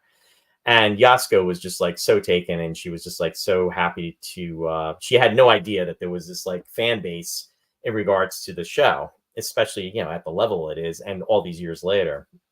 And she came to the event in 19, and she was just, she definitely just, she's another person like who Suzanne, very, very sweet, very nice, very approachable, and just a sweetheart. And yeah, it's just, and now, fast forward 5 years later, and she's, planning on attending to this event as well too. So it's very happy that worked out, and fans got to meet her too, and really never had that opportunity as well. So yeah. She was really, she blew everybody away in 19, Mhm. because she'd never been to a space con before, and nobody knew what to expect. Of course, Yeah. nobody met her before, literally, No. and it was you and I that picked her up at the airport. And she was just a darling, and she went on to win everybody's heart that event. And then of course, we've had her on the virtuals. She came up to Calgary. She Mhm. was so excited to have that opportunity as well, to reconnect with everybody. And of course, with London, yeah, I mean, she's very excited to come and see all of us, but also taking a visit with Mickey at the same time. Yeah, no, it's really cool. Yeah, and it's interesting too, and she's told the story. She really, I mean, she got out of, and somebody, Charlene just said, she had an amazing life. She really, I mean, she got discovered in regards to becoming an actress, and she, got involved with it and everything. But then when she, got involved with Ray Austin, and then they got married, and then they came over to the States, and she really wasn't getting the kind of roles that she was hoping to get. And it was almost like she was, kind of getting pigeonholed with only being typecast. But she always had an interest in the set design and the creativity. And she had, I believe, even, been friends with Keith Wilson. She was very, had wonderful conversations with him about, design. Anyway, her career really took place with getting away from acting and being like a location scout, and really being involved in that aspect of the business. And she did that for, I mean, for almost like close to 40 years. So it truly is amazing how all that came to be. But yeah, Nancy's saying Patrick McNee was the one who invited her and Ray to come to the US. Yeah. Yeah. Yeah, she had So some just amazing stories about her career over here uh, in North America. She was basically a location scout, I believe. yeah, exactly. So, and she's worked with some very interesting individuals, and a lot of well-known people. And yeah, and she's so down to earth. There's nothing really, she's done. She's just a very humble individual, and she's, was very successful in her career. And yeah, it's just, she's just somebody that is just, wonderful to know. And I'm glad that folks got to get to know her, whether it be in 2019 in Bethlehem when we did the convention, or just the virtual conventions, or being in Calgary. So yeah, it's really, really cool. 100%. And let's see, the next person, Carla. Now there's the Italian contingent. So I'll start by saying this is, we'll start with Carla Romanelli, and she was Melita from Space 1999. I try to grab a second shot. I actually did some cropping, because there's always that photo of her with Koenig, where you're always seeing her, and she's like, trying to find out what's happening to Kelly. But yeah, she I have not had the opportunity to talk to. You've been corresponding with her, pretty much from day one, Warren, and she just seems like a sweetheart of a person. She does really sweet posts on social media, and she really seems to have embraced the fandom. And I know she's been to the Italian, I believe she's been to the Italian conventions too, the conventions in Italy as well. And she just seems like a real sweetheart as well. Yeah, absolutely. Carla has really been active in supporting this idea of the three Italian guest stars coming to London, and of course, we all have to recognize how important that connection was back during the production of season one with RAI, right? And that's how these people got hired. Essentially, it was written unofficially. It was like a backdoor deal where the production had to hire a certain percentage of Italian actors. And of course, so we had Melita and Johnny and Orso. And unfortunately, we've lost Giancarlo Prete Yeah, um, yeah, yeah. in the He died last. at a sadly he died at a very young age, but I believe he passed away from cancer if I remember correctly. But he was only, I believe, like in his like mid to late 50s when he died, which is very sad. Yeah, yeah, but very excited because here again, I mean, these people have never really been, and the fans have never really, unless you've been to the Italian events, you've never really had the opportunity to engage with these people, and they're again, all three of them are just, and we've had them on. The only one that we sort of messed up in the first virtual, we never actually did get Orso on, but he was still very supportive, Mm. and we've been back and forth many many times. But Johnny Garco is just amazing and just so wonderful and so he's so enamored with this role he played from 50 years ago. There he is, Mr. Garco. I mean, he's so he's just it was really literally a highlight for him as an individual. And 50 years later, I mean, he's kept the spirit of Tony Cellini alive. Through different resources. There's a novel that was sort of a prequel to Dragon's Domain that fleshed out his character, written by Michel Tetro, and yeah, and there might even be some exciting news and announcements in regards to that project as well in the next coming months. So be watching, and yeah, all three of them really, really just very, very excited to all be coming to London, and of course Orso as well in one of my favorite episodes, and again with Lisa Harrow. I mean, Luke and Anna were just such a, and those two characters went on to sort of an afterlife, if you will, even in Message from Moonbase Alpha. They were referenced in Johnny Burns' famous Message from Moonbase Alpha as being remembered, down through the years, and they created a really, really special pairing of characters on screen. So, or so, just and I mean, Roy, you and I have never met these people ourselves. We met a lot of people down through the years, but I think there's a certain level of excitement that we're all feeling, surrounding these three Italian guest stars that's been unmatched previously. No, in fact, I mean, with Johnny Garco, I mean, the three of them, but Johnny Garco especially. I mean, Dragon's Domain. It's an episode that resonates with so many folks. I mean, it just it really, when you think in space terms of Space 1999, if you haven't seen the series, or if people tend to remember the show for a few reasons, and that is definitely being one of them. And it's it's a shame that that character had and that was part of the story, but it's a shame that the character had to die, or died as he did. I mean, it could have gone in a different direction. Obviously, there's the story that many of us know, that we've heard about. Nick essentially could have been in the role, had the main attention for that role, if things had gone a different way. But with that being said, in respect to that, and putting that to the side for the moment, Johnny Garco's passion that he did in that role, I mean, as an actor, and what he made of it was incredible. And also too, I mean, he was struggling with the language barrier, because I mean, he is from Italy, he is Italian, and his English was very, was he was getting by, but it was a struggle. And the fact that he put so much care and effort into it, and took the role so seriously, and that his character is so remembered, is phenomenal when you think about it, just in terms of that. And the fact that there are backstories that have been written, or potentially there could be, formulating, let's say, that, and he endorses it, makes it that much more special. And I think we all wish that had gone in a different direction, and we wish things had been different. But it's such fantastic episode, a fantastic story.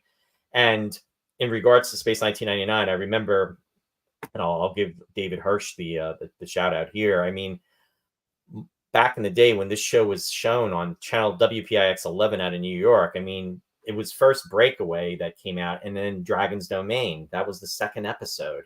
So essentially, I always thought for a long time, and when I say always thought, I'm going from like 1976, or actually, excuse me, 1975 to probably around 1979, that I thought that was the second episode. But then when I got the technical manual and saw, they had the episode guide in the back, and then I'm seeing episode 23 was Dragon's Domain. I was like, what? And mind you, I was 13 years old, but I was like kind of blown away that this was the second to the last episode. But the fact that the production values were what they were, and the seriousness that was taken with the episode and the care that was taken with it, it really just exemplified, again, with how powerful this series was, and the level of detail and what it really, holds so true to so many of us. Just another example. So yeah, it's some of the, I'm just seeing a comment coming in. Nick said would have been cool to see other Ultra Probe adventures. Yeah, it really would have been. And it would have been interesting to see what could have been, because with him and the doctor, Monique Vercher, it's implied that he really has that extra care about her. I mean, yes, she was a member of the crew, but when he's like walking by her, when he's leaving the command module, and she's sat in that in the like, I'll say the space couch, that's what they used to call him on Lost in Space, and he just puts his hand down to her, and he just kind of gives her like a brief hold. You feel like that there's a connection there, and there's so much more that could have been developed, and that's all I'm going to say. Well, and it is funny. I mean, I remember interviewing him on the second virtual. I got up at 6 a.m. one day, and he actually jumped on with his daughter again. So it sort of ties into that whole idea of the next generation. And so his daughter was very, very gracious, and sort of acted as translator, back Mhm. and forth with a few questions. And she was providing some very, very fascinating insights herself as to what it was like to grow up with a dad who was sort of pseudo famous and movie star status. Which So he was, to your Mhm. point. I mean, Oh he yeah, was known for the spaghetti westerns, and yep, he was like a leading man. I mean, he had and a in me, career. yep. So that's the other aspect of it. This is one episode of a series that was done, now like 50 years ago or 49 years ago, because it was shot in 75, around this time. But still, to have that, yeah, exactly. I'm with you on that, Warren. In fact, I was on that part of, I met with you when you met her briefly, but then I had to jump off because I had to go to work. And she was lovely. She was very sweet, very sincere, and you could see how much he really, there was like, how much he cared about her too. And it was nice. You could see that they actually had a very nice There was relationship. a lot of emotion going back and forth there, Yeah. and she was just so lovely to have on, and she was again gracious with her time to do something like that for the Yeah, fans. Yeah. definitely. And Orso Maria Giuliani. Yes, I another fan favorite episode. I mean, sadly, was hoping Lisa Harrow was going to be able to come to the 2019 convention, but things just didn't work out. And she, a very, very lovely person to talk to. I had the opportunity to converse with her at least through email. I didn't get a chance to talk to her on the phone, unfortunately, or through virtual, but very, very nice. And I mean, that episode, along with Dragon's Domain, I mean, that episode is so pivotal in a different reality in regards to Space 1999, because it's really like laying the foundation of everything that the whole series went through, everything that they encountered. It was almost like, pardon the expression or pardon the term, everything was coming full circle with that. And it was a very lovely story. And it was a story of passion, really, and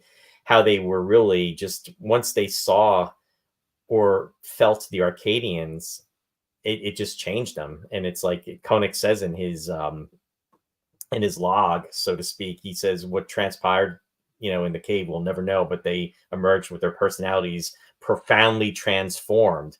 I mean, they really sold it on that. You know, they were going in a different direction. It's like everything that they were trying to do up until that point really just took a back seat. And now they were leading a different life in the sense that they knew what they had to do. They had to be like almost like quote unquote, a new Adam, new Eve to this planet, so to speak.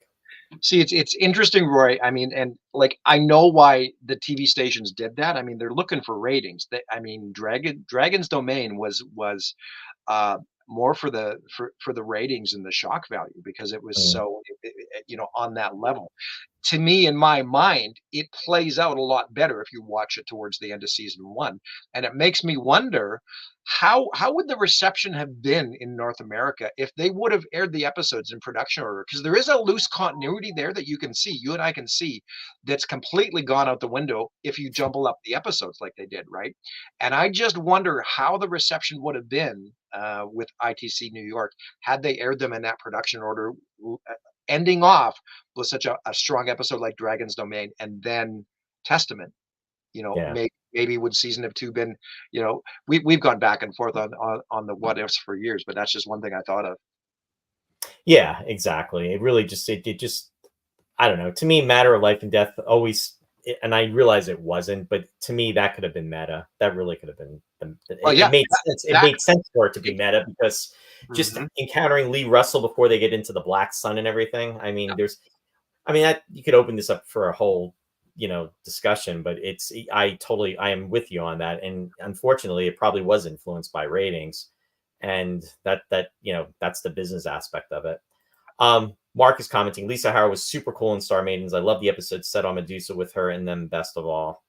Yeah, and that's it. It was really cool. Only a few years after that, Mark, where I actually got to see the Star Maidens, because there's a station out of Philadelphia, Channel 17, that was actually running Star Maidens shortly after Space 1999 had been taken off the air and it wasn't being shown, and it was on Saturdays. And when I saw her, I immediately recognized her, and I thought that was really cool. And again, almost feeling the vibes of Space 1999 because of this, not, I don't want to say similarities in the stories, but just with the sound effects and with the set designs and what have you. And again, as I was saying, Suzanne got to work with Lisa, which is kind of cool too. But I had a thought about that reference to Matter of Life and Death, Roy, and we were talking about that loose continuity, and that you can even trace back to the early breakaway scripts where they actually, and this is, you can hear this on YouTube. Some of those lost audio clips actually, Gorski references Lee Russell in one of his, exactly, right, and so that goes to that proves that they were trying to set up that in world, in universe continuity between the episodes that yeah, for one reason or another they sort of got away from. yeah, no, that's a really good point, and it would have been an excellent bridge right there had that scene been kind of, if that deleted scene, so to speak, had been kept, because that would have been an added piece of continuity that would have tied in, especially if Matter of Life and Death would have been the second episode that they had shown to the viewers. Yeah. And all of this could circle into a conversation that Roy and I are going to have in a few minutes later on in the show. So do stay tuned. Yeah. It's amazing how that happens. Another guest that we want to announce, and I'll is going to be Quentin Pierre. Now, Quentin, I was really hoping to have had him at the 17 convention and 19 convention. It didn't work out, and I mean, he was involved with Space 1999 at the very beginning, like Suzanne. He was there on day one, and just like Suzanne, on the last day, which was the DoorCon. So he was there for the full 2 years, and it would have been interesting too. And it's kind of sad too that Tony Allen, who was the other security guard that was in the first season, that was throughout, from Breakaway all the way really through to the Testament of Arcadia. You would see him a lot of times. He would have like shorter hair, then his hair got longer, and then what he did was then he had that beard that grew kind of into it.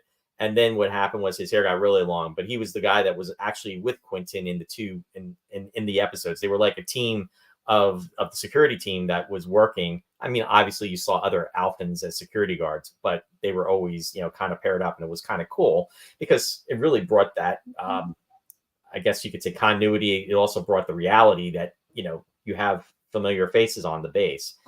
And I'm very excited that Quentin is going to has been confirmed as being a part of this. So any thoughts you want to share about that, Warren? Yeah, well, no, 100%. And again, this is a first, as far as I'm aware. And Quentin, of course, is very, very excited to come meet all the space fans for the first time. He's never made a specific 1999 convention appearance before, and I think like one of the our claims to fame are holding these smaller, more intimate events that because Quentin, of course, is known primarily and he's done the larger shows because he was in Empire Strikes Back and things like Yeah. that, right? So he's more used to that big convention circuit where there's thousands of fans and they just run people through on a conveyor belt.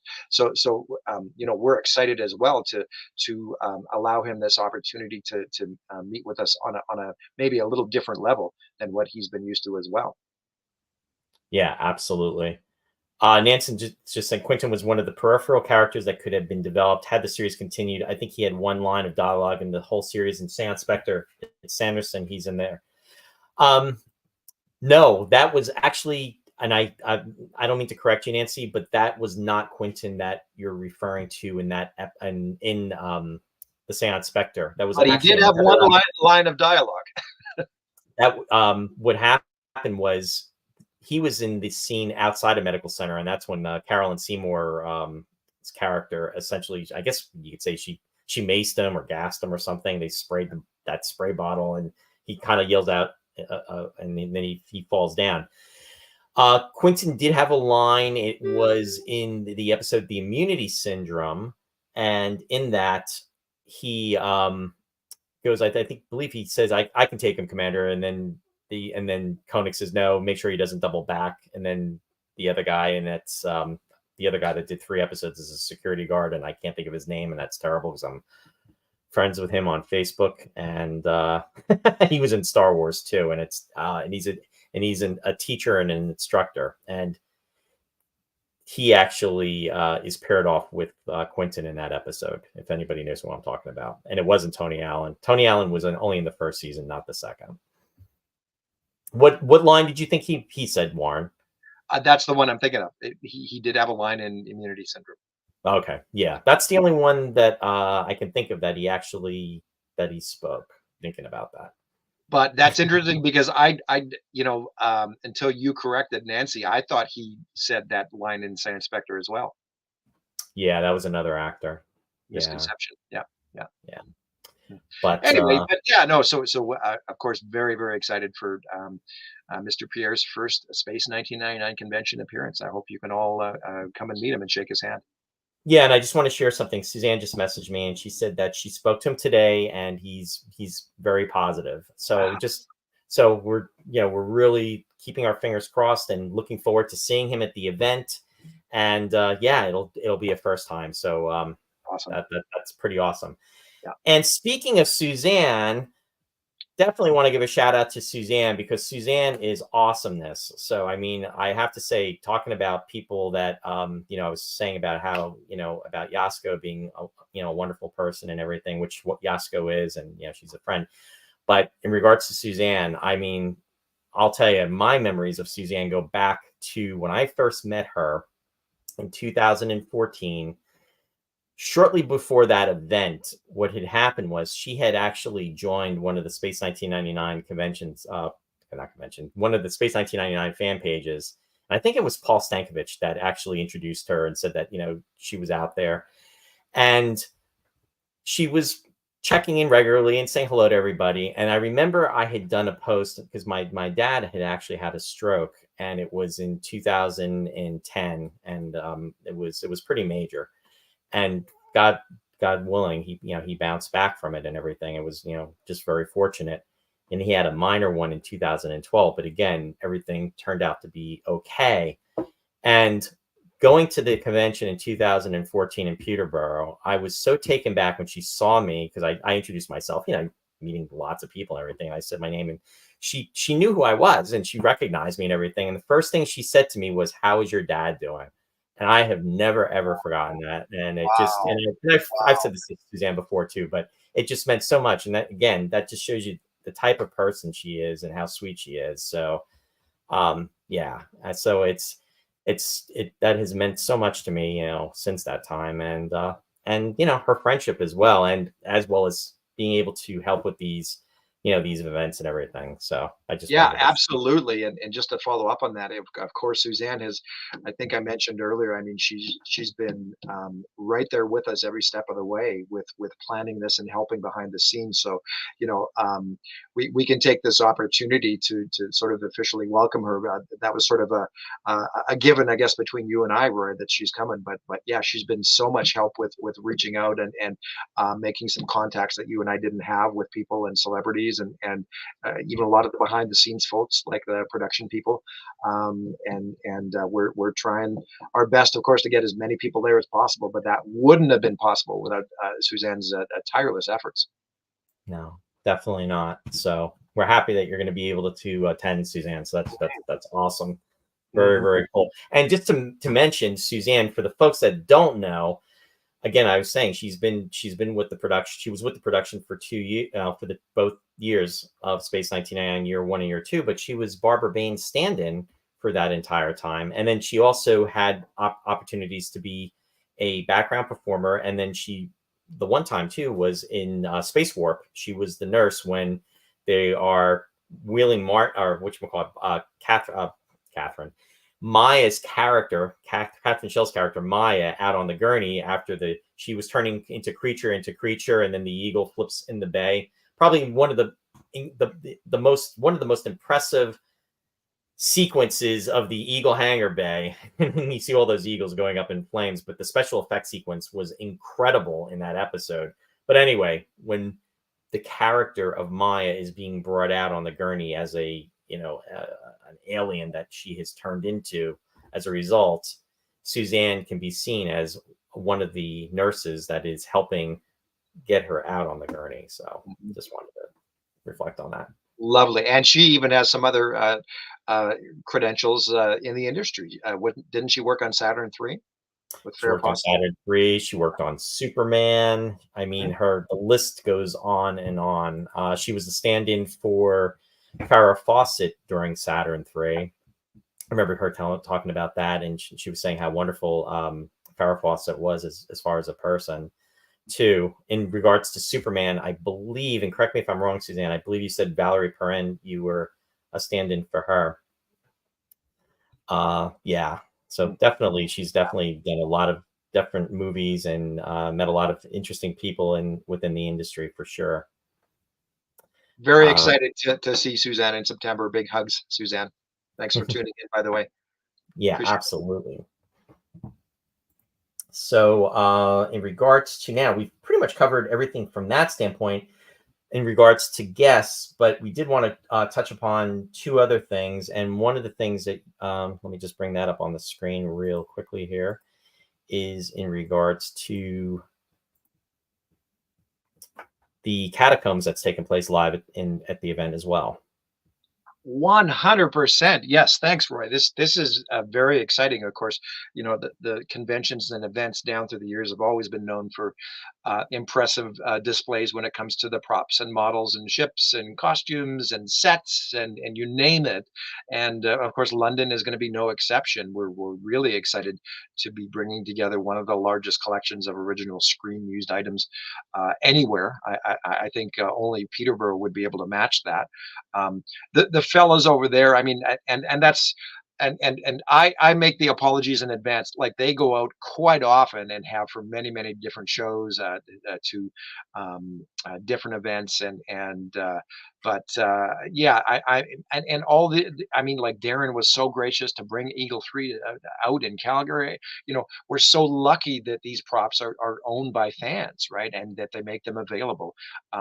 That's sadly one thing that we lost with that big famous sale of Eagle One here recently. We don't know where Eagle One Yeah. ended up, but for the most part, there's just a plethora of other items that are going to be on display and available for fans to interact with and take some photo ops with. I mean, these are historic, iconic, and that auction at Eagle One, I mean, just proved it. I mean, say what you will about the lasting effect and impact that this series has had, but I mean, from the models alone, I mean, yeah, I mean, they're infamous to this day. Yeah, no, it's pretty fantastic. Yeah. Yeah, that was I mean, it's been a joy going to these events and just seeing the different displays, and you're bringing back memories in regards to Peterborough, and just meeting those guys and everything. And it was just a lot of fun. And I hadn't really, the costumes and everything, and then seeing the Moonbase Alpha. I mean, that was just like mind blowing, because when you think that that was utilized so many years back, well, now it's 50 years back, then it was 40. That in itself, I mean, is a piece of history. So it's just very, very cool. Definitely looking forward to that. I, And I it's would like to add that I mean of the Eagles we'd mentioned just a couple seconds ago, the Eagle 2 though, owned by Andrew Frampton, will be in attendance in September. So that's we're very thankful that Andrew's going to be coming along and providing not only Eagle 2, an original 44, but various other pieces. Jim Winch is going to be bringing some things. Daryl, of course. I mean, all those fellows over in the UK, and we'll have a variety of other builders and pieces on display, from the modeling community. Chris Trice, Chris Potter. I mean, all those fellows are jumping on board with this event and all working together to make it one for the history books for sure. And this is just a small part. Even the name, I mean, Martin Willie was gracious enough. Everybody knows what the catacombs represents, and that's where this very special museum exhibit ties into that, because it's the catacombs is known for being the reference, the source material for all things Space 1999. Yeah, no, absolutely. He's done an amazing job with keeping that organized. I don't, that's a huge undertaking. So no, again, very, very cool. And the last thing I think we're going to touch upon, at least just for today, not to say that there won't be more stuff, but we're just, this is just the stuff we'll be covering. There's been some buzz on some of the pages in regards to this, and that's Breakaway 1974. So you want to tell us about that, Warren? Well, I would love to tell you a couple of things. I don't want to give away too much, but I talked at the or earlier on in this broadcast tonight about some of the special things we're planning and organizing for celebrations on that day. And of course, Breakaway 1974. That sort of drums up a couple of different images, I think, in people's minds. It's funny, in posting this online, everybody sort of jumps and assumes that we're talking about the series premiere, right? And so there's been a few people correct us on that and saying it was actually 1975.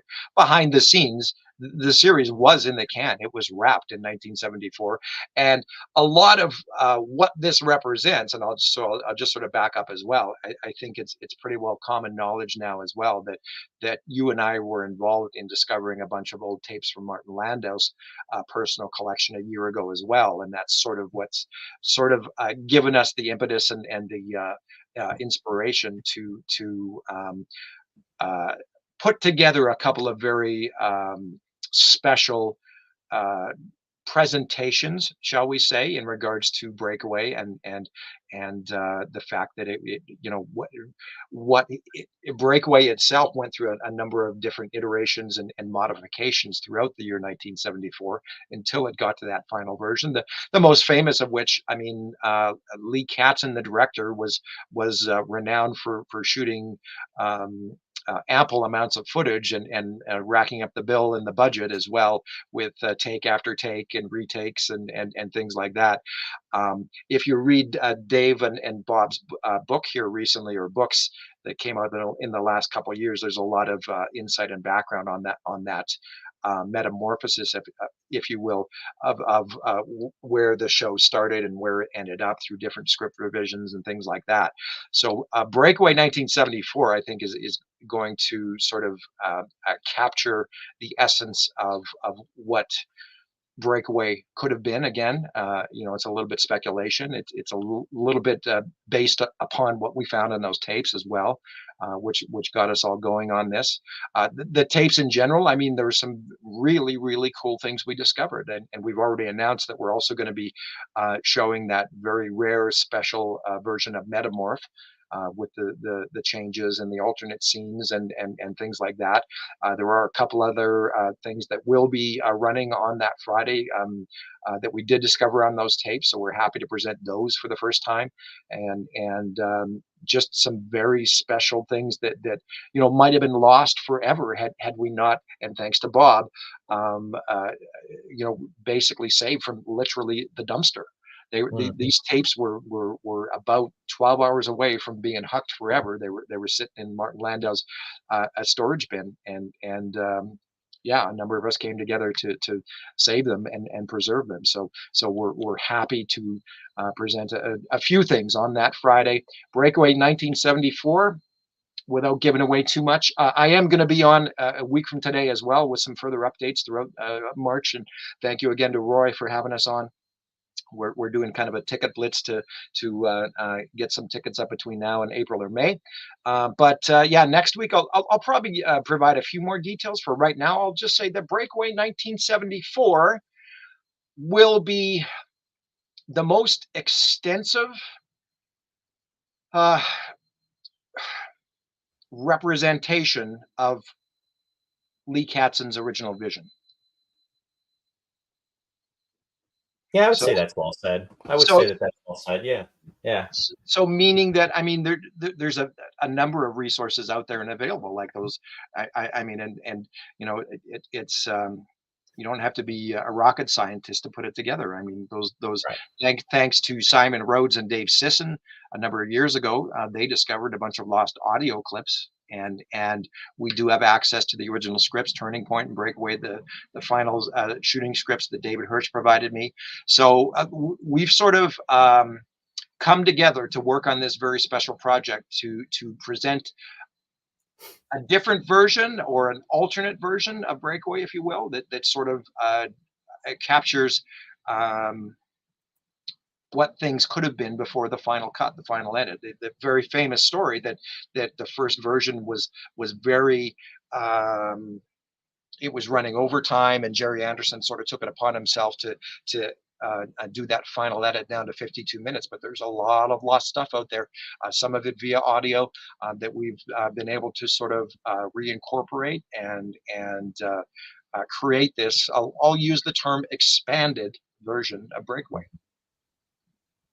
Yeah. It's when those scripts that David has, and it's amazing to see that I'll use the term metamorphosis, the changes that took place. And to your point about, what Jerry Anderson did, I mean, he was really upset, with that version that was existing. And then that's when he made the edits. And that's what we came to know as Breakaway, that premiered in September of 75. And, fast forward to today, what everybody is known for. But knowing that there were different components of the script, and again, you had David and Bob come together, and that in itself, the way how that came to be, and the information that they were able to share with the fans and with the public, it's pretty amazing. So the fact that there is this excel, as you said, this alternate um piece, I'll say, alternate piece, or alternate take on what could have been. It's pretty exciting, actually, because it's just something that we can kind of reimagine with all of this. And it's just an exciting time. And the fact that there are some things that were discovered on those tapes, and like you said, it's amazing. It almost wound up in the dumpster. I'm a big Star Trek fan from 1966 to 1969, as probably the majority of people out there know. You hear those stories where they had the props from the show that were going into the dumpster, and what happened was, somebody saw them and took them and preserved them, and then you fast forward years later, and these reproductions have been made, and the other pieces that were originals were preserved and they're able to be seen.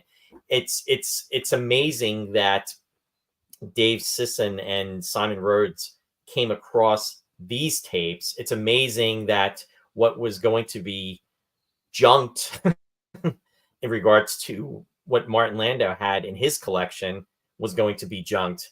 What did they say, Warren? One person's garbage is another person's treasures. It's incredible how that can all go down, and it's an exciting time. There's so many aspects of Space 1999 that we are so endeared with, and this is just another example of that. So this year, the next couple of years, specifically, I like to say, because I think of this time as being the 50th over the course of the next several years. This is just this is exciting. This is very, very exciting. So it's going to be really cool to see the reactions of the folks that get to see this. Yeah, well, listen, and just to give a little more context, you touched on Star Trek. All roads lead to Star Trek. I'm a big fan, Roy, and everything you've done on this show. And thank you again for having me on. But of course, there was also in the mid 1980s, and so this is. Let's just give the folks a little more context or background. I know we're being very vague, and thanks for sort of playing along. We do want to keep some secrets, of course, but in the 80s. Paramount actually released a very special version of the original pilot episode called The Cage, if you recall, Roy. And it was actually, it incorporated black and white and color footage that was spliced together from an original print that was found of The Cage. And they did these transitions throughout to go between the lost scenes and the current scenes to give the viewer a sense of what it would have looked like in its entirety, right? And so I guess that's sort of what we're trying to do here with this version of Breakaway is it give fans that same sense of excitement surrounding what that early version or that early cut would have looked like. Right, and I would say that really that pretty much sums it up. And I remember, I'm kind of chuckling because you're asking me if I remember. Do I remember that? I was super excited. In fact, it was interesting too because when Paramount released those beta and also VHS of Star Trek, the original, I'll say the original. I hate saying the original series because to me, Star Trek is Star Trek. I shouldn't even have to say differentiate, but there's so many versions of it now. But when Star Trek was released back in 1985 on VHS and Betamax, for the folks out there, I'm dating myself on that one if you remember Beta. And what they did was they released the second episode, which was really the second pilot, Where No Man Has Gone Before, which in fact happens to be one of my favorite episodes. They listed it as number 2. There was no number 1 that actually came out, and it was very interesting. They didn't release it for some time, but then what happened was they did release it, and the number 1 was The Cage, and it was colorized, and then they had the black and white version where they did that inserts. Gene Roddenberry actually was filmed. He did a little intro for it.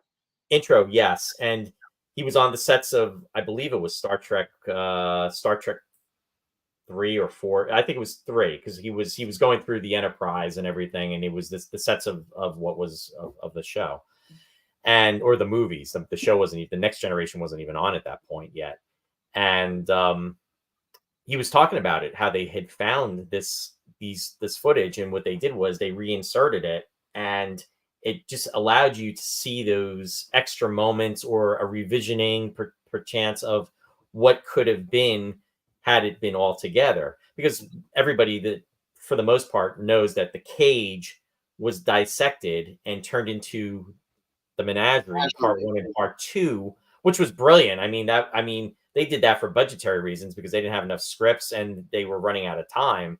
And it became one of the most famous episodes of Star Trek, at that time to date. Really, it's a brilliant story. It was beautifully conceived. But The Cage by itself was wonderful because it was what was the attempt to sell Star Trek as in the form of a pilot, and it didn't go. And then they did the second pilot with William Shatner instead, and then the rest was history. So yeah, it's the single most important episode of Star Trek in my mind in history because Without the cage, there would have been nothing else, right? No, So everything, all of that world building was done within that first 60 minutes. What a starship looks like, inside, outside, what the characters, everything. it's it's interesting too because I was, as many people know, I was I broadcast a show last Saturday. It was kind of like one off, but I did it from Lou Place, and folks know who Lou is out there, and he's very prominent in Space 1999 fandom as well too, and he's another person that, thanks to Space 1999, I met and became friends with, and he's just a great guy, and I've been friends with him for over 30, close to probably 36 years. And interesting enough, we were talking about this whole thing with the cage and Roddenberry, and I was thinking, I was even saying to Lou how it must have been, here's and if anybody out there's ever read the book Inside Star Trek, it was by Herb Solow and also Bob Justman. And Herb Solow actually was talking about how he was approached by Roddenberry with this idea of Star Trek, and he had it all written out on notes and papers and everything, and he had it all formulated. But it's kind of crazy to think that that was like 60 years ago, and just think of like somebody that comes up with this story, and it's something that they pretty much conceived and put together, and that to think that 60 years later it would have had all these spin-offs, from whether it be an animated series, also to maybe what, 5, 6, 7 other shows, and then also the movies that have been out as a result of something that you conceived. And then ironically enough, Michael and Denise Okuda, who are very prominent in Star Trek fandom, Michael just posted, I think it was yesterday, and it kind of creeped me out, but he was saying that it was literally 60 years to the date that Gene Roddenberry had proposed Star Trek to Paramount. So I saw that there was like a proposal letter yeah, with a couple of episode synopses, some which you recognize, some that are completely out in left field. Yeah, no, but essentially, the cage is to Star Trek as to what Breakaway is to Space 1999. All of that world building happened within that first 50 or 60 minutes, and it's because of that one single episode alone. And that's why of course, we're going to be together on Breakaway. We really want to celebrate Breakaway, and the fact that this a piece of history is 50 years old. And of course, the thing I'll just leave off on, next week I am getting together. I might even show a little clip for anybody out there tuning in next week, just as a teaser, as a spoiler. But yeah, ultimately, I mean, as well, even the name, I just want to circle back to that, and then I'm done. And thank you again, Roy. But the name Breakaway 1974 was forged because of Martin Landau's tape, which is dated and was in his possession in December of 1974. And on top of that, what we're using for this project, the core root and element of this project is everything that we found on that tape, I will say. Right. And there are changes, there are differences, right? And I don't want to give away too much, but you will be seeing on Breakaway Day this year what Martin Landau actually had in his possession. An early copy of Breakaway. It's the earliest known version of Breakaway in existence. yeah, that's pretty cool. And it's very cool, actually. Alan, it seems you're killing me with this teasing, though. Oh boy, it's all good. No, so Absolutely. there's a lot of great stuff coming up. So I'm glad that I was able to to do this with you, Warren, and have you on. And yeah, it's a great time to be a Space 1999 fan for sure. And it'll be wonderful to have everybody come together. So it's the countdown is under, as Paul said in Collision Course, the countdown's underway. Exactly. Exactly. Oh, Roy, you froze again. You are trapped. There is no escape. Right as we were wrapping up, too. We'll give it a second.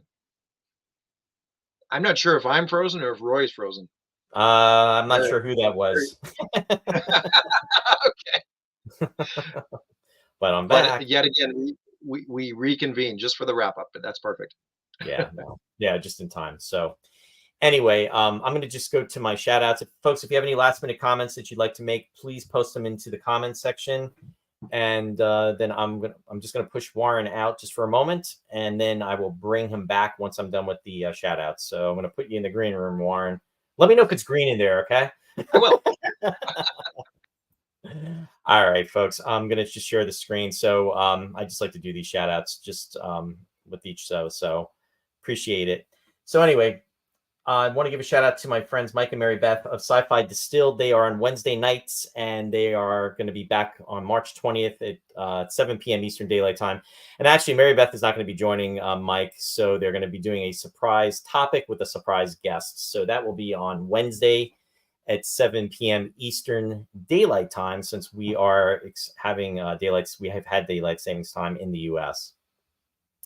Also, to anybody that's in the Belvedere, Harmony, New Jersey area, my friend Bill Scarrato, who owns Country Gate Theater, has opened the 2024 season, and it's going to be here on Saturday, April 20th and 21st, and Saturday, April 27th and 28th, with Neil Simon's The Odd Couple. This is the 56th year of Country Gate, talking about 50th anniversaries.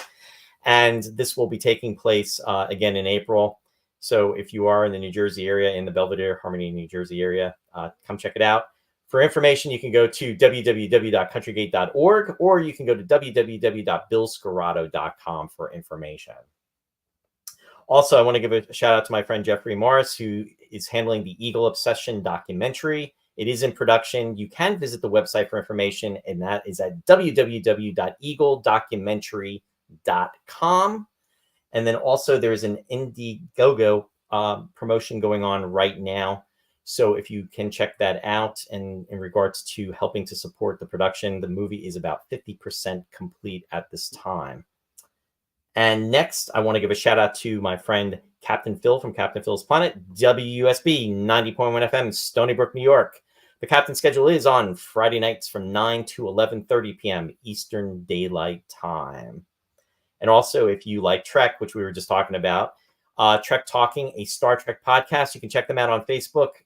We thank them for the support of this show, and definitely check them out. They just actually had as a guest David Gerald. For you folks that are Trouble with Tribbles fans, David was on, so definitely check them out as well.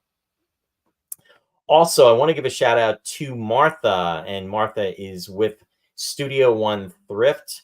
Now, Studio One Thrift showcases lineup for all seasons, all year long. Quality, stylish, affordable clothing for men and women. You can receive styling tips and informational updates. So all you need to do is go to the website and be sure to register. And in regards to that, Martha has actually invited me to be a host with her. And she does a fashion show, which is on once a month. And you can tune into this. This is going to be next Monday, and this will be March 25th at 7:30 p.m. Eastern Daylight Time.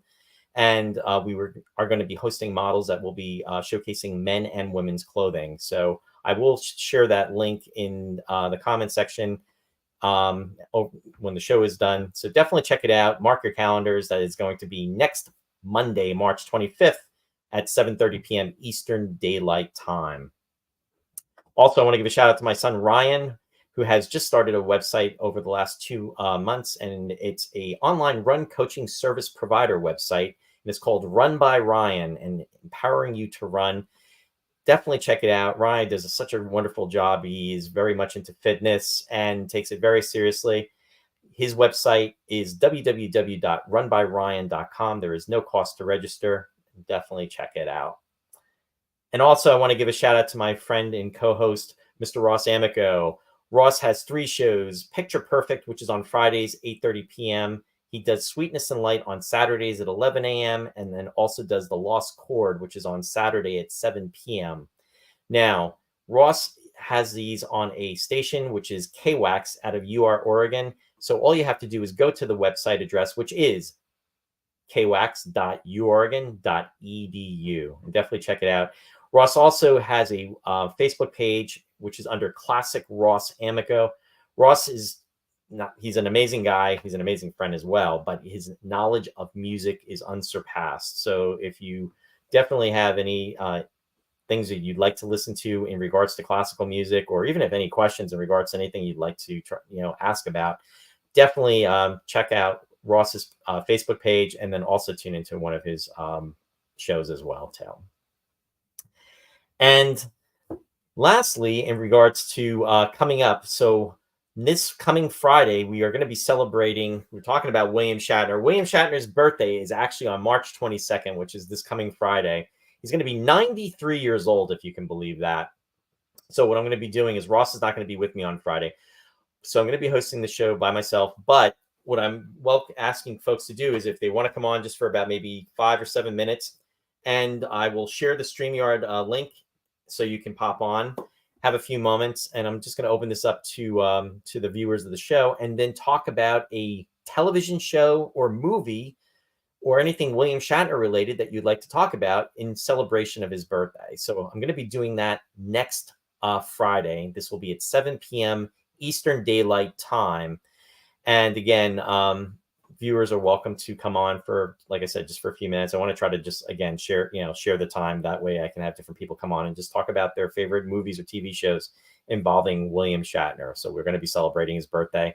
In fact, Ross and I are going to go catch on Thursday. We're going to be seeing his movie that's coming out, which is You Can Call Me Bill. I mean, he's pretty amazing for somebody that's going to be 93. So we'll be celebrating that. Next week, no show, because we are going to be taking the weekend off because of the holidays in regards to Easter. And then the following week, which is going to be Friday, April 5th, 7 p.m. Eastern Daylight Time, Ross and I will be back to celebrate the 4th anniversary of this show, which I cannot believe it's going to be 4 years. So that will be on April 5th, 7 p.m. Eastern Daylight Time. So very excited about that, and hoping to make that a very special episode. And again, may have some folks that may, if they want to come on, to be able to do that as well too. So I'll be announcing and planning what stuff that's going to be going on with that. So that is it in regards to the shout outs. I'm going to bring Warren back. Hey, Warren. Hey, it's not so green in here, but savvy viewers will note that I did a costume change, so I put a green shirt on. Oh, there you go. And in terms of being green, for the folks out Hey, there, and it's St. Patty's. I didn't even think of that. Yeah. Yeah. Happy St. Patrick's Day, everyone. So For sure. Yeah. Hey, listen, real quick, Kingdom of the Spiders. Yep. William 1977. Yep, I remember that. And shout out to everything your son Ryan has done. Just terrific job, Ryan, for everything. Is just, we're all really, really proud of you. Thanks for saying that, Warren. I appreciate that. But just want to say thank you to the viewers that are out there. We appreciate your time tonight and seeing the comments coming through. We appreciate you coming on, taking the time. Rider Pride. Nancy said Rider Pride. That's our home football team. Yeah. Oh, there you go. Yeah. In fact, Isabel said green for St. Patrick's Day. Yeah, exactly. Dual purpose. Hey, listen, so next Sunday as well, Roy, I'm going to flip-flop things here and have you on as a guest on my special show as well. Okay, that sounds great. Look forward to it then. That'll be fun. Yeah. And we'll have some more announcements. Very cool. Yeah. And also Suzanne messaged, she wanted to say goodnight to everybody, and she just got off just a few minutes ago too. So she wanted to say hello to everybody and goodnight to everybody too. So thank you. So as I always like to say at the end of the show, everyone have a wonderful week. Live long and prosper. Thank you for coming on too, Warren. Appreciate your time. Thank you to everybody. Thank you, Roy. And thanks for everybody for tuning in tonight. And thanks for your support. We'll talk to you next Sunday. Sounds good. Take care, everyone. Good night.